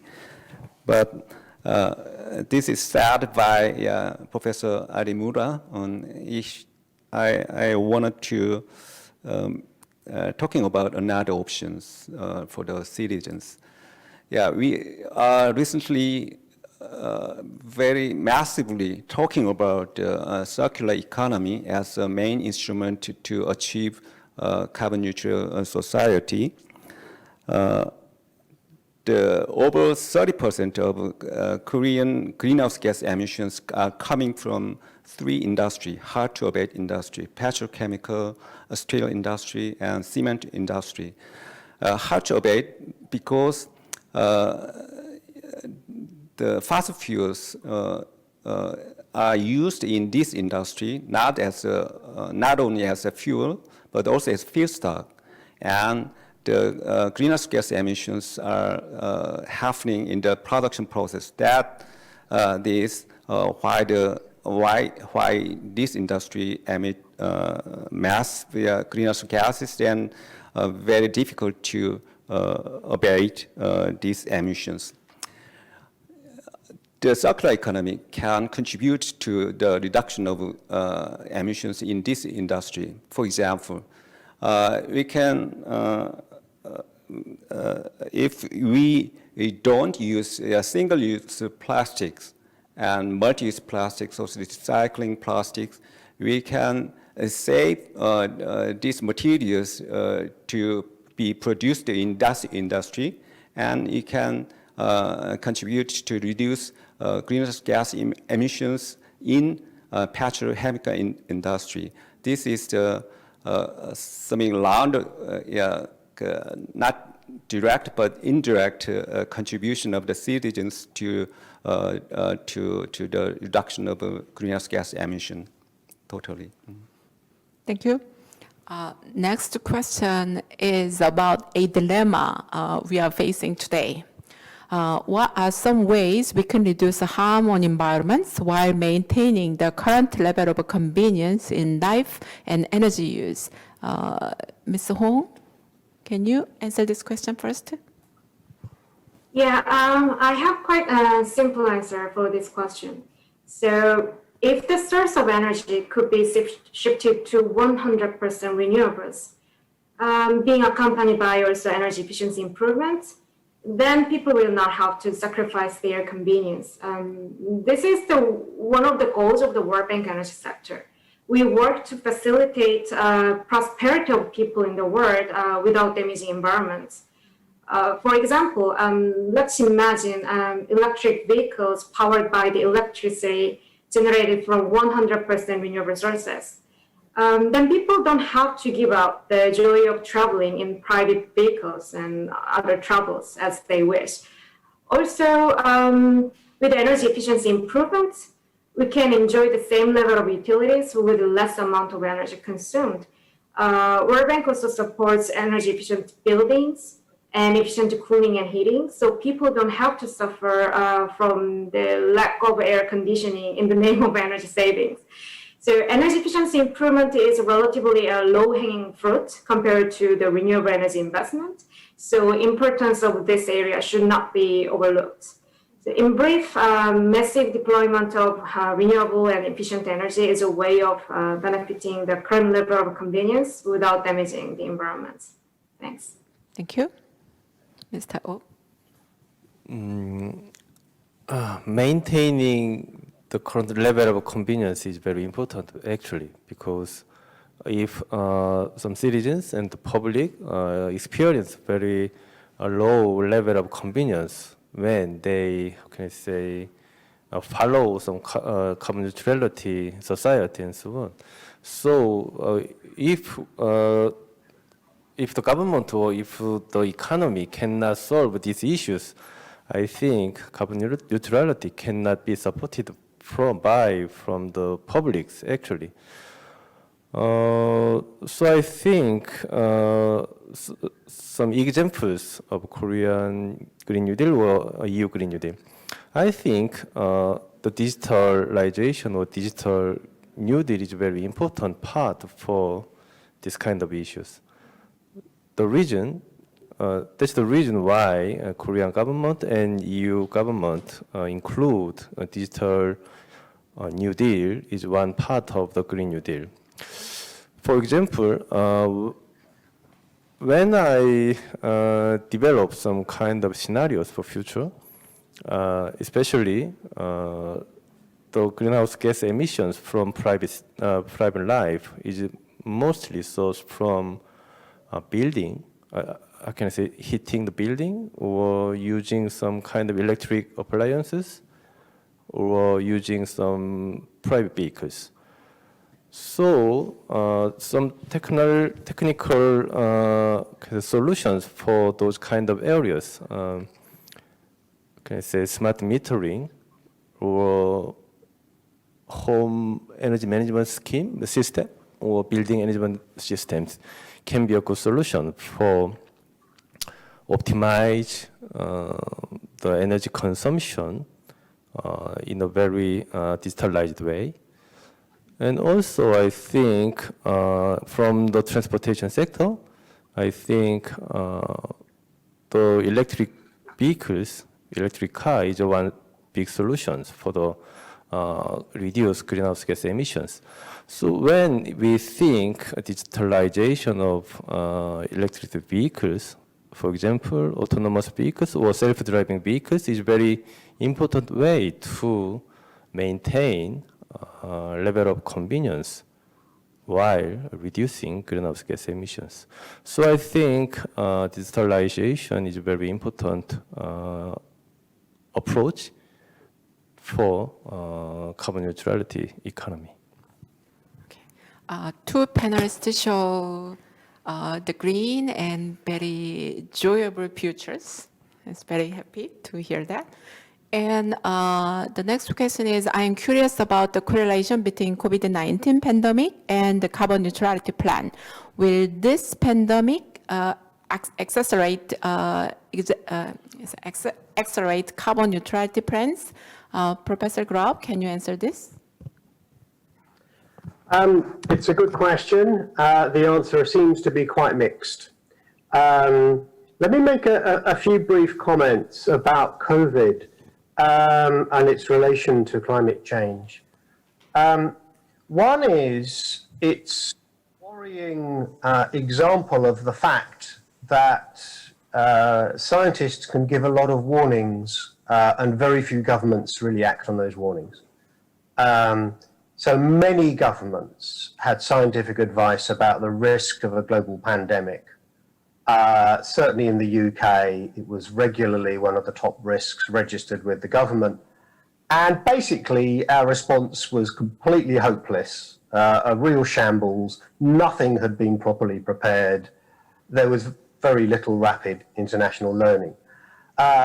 Hopefully, the positive side is that governments may recognize that fact and realize that climate change, they better not make the same mistake of just ignoring the science. And I think there are signs, actually, that governments are acting. We've heard some examples, perhaps even more than they did before. A couple of things that are much more mixed, though. One is it is a little bit, say, sobering, the fact that even under the considerable shock of the pandemic and lockdown, global emissions fell, but really not by very much. I think that does show in part how hard it is to get emissions down very quickly. So I think it underlines this is a strategic challenge that's going to require investment as well as behavioral changes and so forth. And then I think the biggest point that I see in COVID, though, is there is certainly a strong attempt, and I think a reasonable attempt to build a narrative that in our post-COVID recovery, we have the opportunity to go green, rather than just kind of public support for the old industries. That is happening in some areas. We've heard some examples, and I think it's fairly true in the EU. But from partly my work through the IPCC, it's clear the picture around the world is very mixed. And particularly, I think, in developing countries, it's created major financial crises. It's amplified the tendency to think short term, just how do they get people back into work? And the simplest way is to put public money into the old industries and kind of just try and restore things as they used to be, with even less willingness to think long term or ability to wield finance for decarbonisation. So we're seeing a very mixed picture emerging around the world, and I think that there is a lot still, to struggle over the shape of the recovery. Yeah, one global company conducted a survey during the pandemic, and the question was, what is the most serious problem we are facing? And the top ranked answer in Asian countries, including Korea and Japan, was the COVID-19.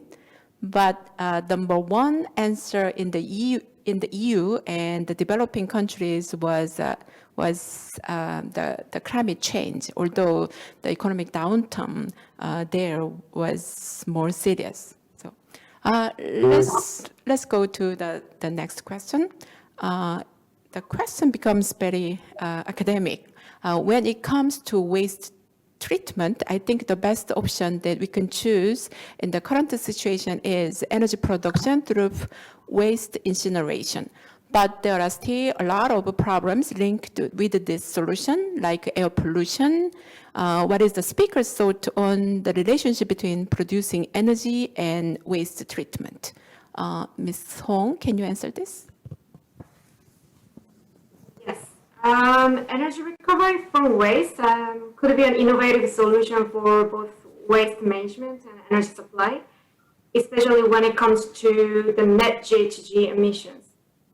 The avoided GHG emission from the disposal of waste in the landfill offsets the GHG emission from the incineration of solid waste. Among various options for energy recovery, incineration could be employed by developed countries mostly, where municipalities can afford the expensive incineration facility for enclosed and controlled combustion equipped with air emission controls.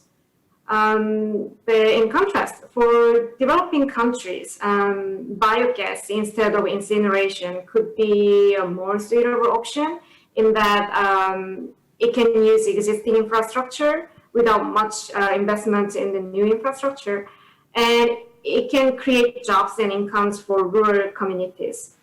There is an example of a World Bank biogas project in Nepal. Chicken farms let the chicken manure be decomposed into biogas, and they use this biogas for on-site heat and electricity generation for captive users. So this process saves the use of fuels for power generation and at the same time GHG emissions. However, it should be noted that incineration should not be a primary method of waste treatment. The priority should be given to the reduction in the waste from the sources. With this in mind, energy recovery from waste could be wisely used to meet the sustainable development goals. Thank you. Thank you. Now we are also getting questions via YouTube chat. I will bring one of them to the panels. I wonder what kind of environmental policies the developing countries could adopt. Developing countries might prefer economic development to environmental protection. Then how could we encourage developing countries to adopt environment-friendly policies? Dr. Grubb, can you answer this?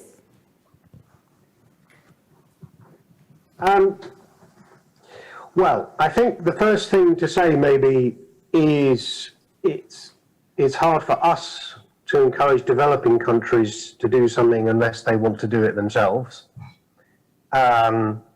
We can maybe help shape and influence the thinking. And definitely one of the key risks I think that many developing countries facing is if they put significant resources into development based on fossil fuels, a lot of those assets may well become stranded because it increasingly the scientific evidence and the implication of the Paris Agreement is there's simply not going to be space put it like this, the emissions from those will be incompatible with the goals in the Paris Agreement. And developing countries may stand to suffer the most from more extreme climate change. So I think there are incentives for developing countries to want to try and develop in different ways. Clearly, they do have now some opportunities that didn't exist before, such as most obviously low-cost renewable energy. But it's still not simple, partly because we've been looking at the terms of finance. And one of the reasons why renewable energy has become so cheap in some countries is because they've got access to low-cost finance, 3 or 4% rate of return. And that makes renewable energy cheap because it's mostly capital and then it just runs for free for a long time. Many developing countries actually just borrowing money is much more expensive because at least the perception is there's higher risk. So I think it's a really important role in terms of helping developing countries with access to low-cost finance for clean energy development. And that may be the kind of finance touched on earlier, the Green Climate Fund, the World Bank programs. It may be international underwriting of risks for low carbon investments. And there's interesting ideas around that because a lot of it is how to increase also private money into this. But a final remark, whilst I think we have some clear technology solutions for most power generation and increasingly for transport, of course, the early stage of industrialization is often about building infrastructure. It's building roads, buildings, railways, and we still don't know how to do that yet without energy and usually carbon-intensive activities. So I think that we have to limit our expectations about what developing countries can reasonably do, particularly in that very first phase of industrialization. But that's, I think, one reason why we need much more acceleration on decarbonizing the heavy industries and their technologies. Thank you. The next question is related to Korean situation. Korea's population density is the highest in the world. I mean, not in the world, but among the OECD countries. And the dominant housing type is not individual homes, but the apartment. And also we love the delivery. We have an excellent delivery system that is related to circular economy issue that Ms. Hong mentions in a previous question. So these all conditions make our carbon neutrality path or the achievement of the net zero target the very difficult task to achieve. So Dr. Lee, can you answer this question? So in Korea, we have a little bit difficult situations to achieve carbon neutrality. So how we can handle these obstacles? Yeah, Korea is highly dense population density, but I said in the beginning the good point and bad points of the renewable energy. One point is missing, that is the energy density of renewable energy. Solar energy or wind energy density is low. Therefore, they need more areas to be installed to generate comparable powers. But we have another land area, for example, agricultural land. There is a solar sharing project. Yeah, there's 1,000 cases in Japan, but in Korea only 20, 30 cases. Over the agricultural land, we can install photovoltaic panels. Then we can the grains grows and simultaneously we can generate from the photovoltaic panels. Yeah, that is to farming and generating electricity is simultaneously happening, and the farmers have another income sources. That is a good point for the income and energy transition in hand in hand. Yeah, that is some option. That's one option to overcome the Korean difficult situation. Thank you. We have more than 30 questions from the board or through the YouTube chat, but due to the given time constraint, we cannot cover all of them. I'm sorry for that. I hope you all gained an insight into the climate and energy policies of the world and how each country and organization is dealing with the matter. I believe it was very timely discussion as there is a growing interest on climate crisis and sustainable development.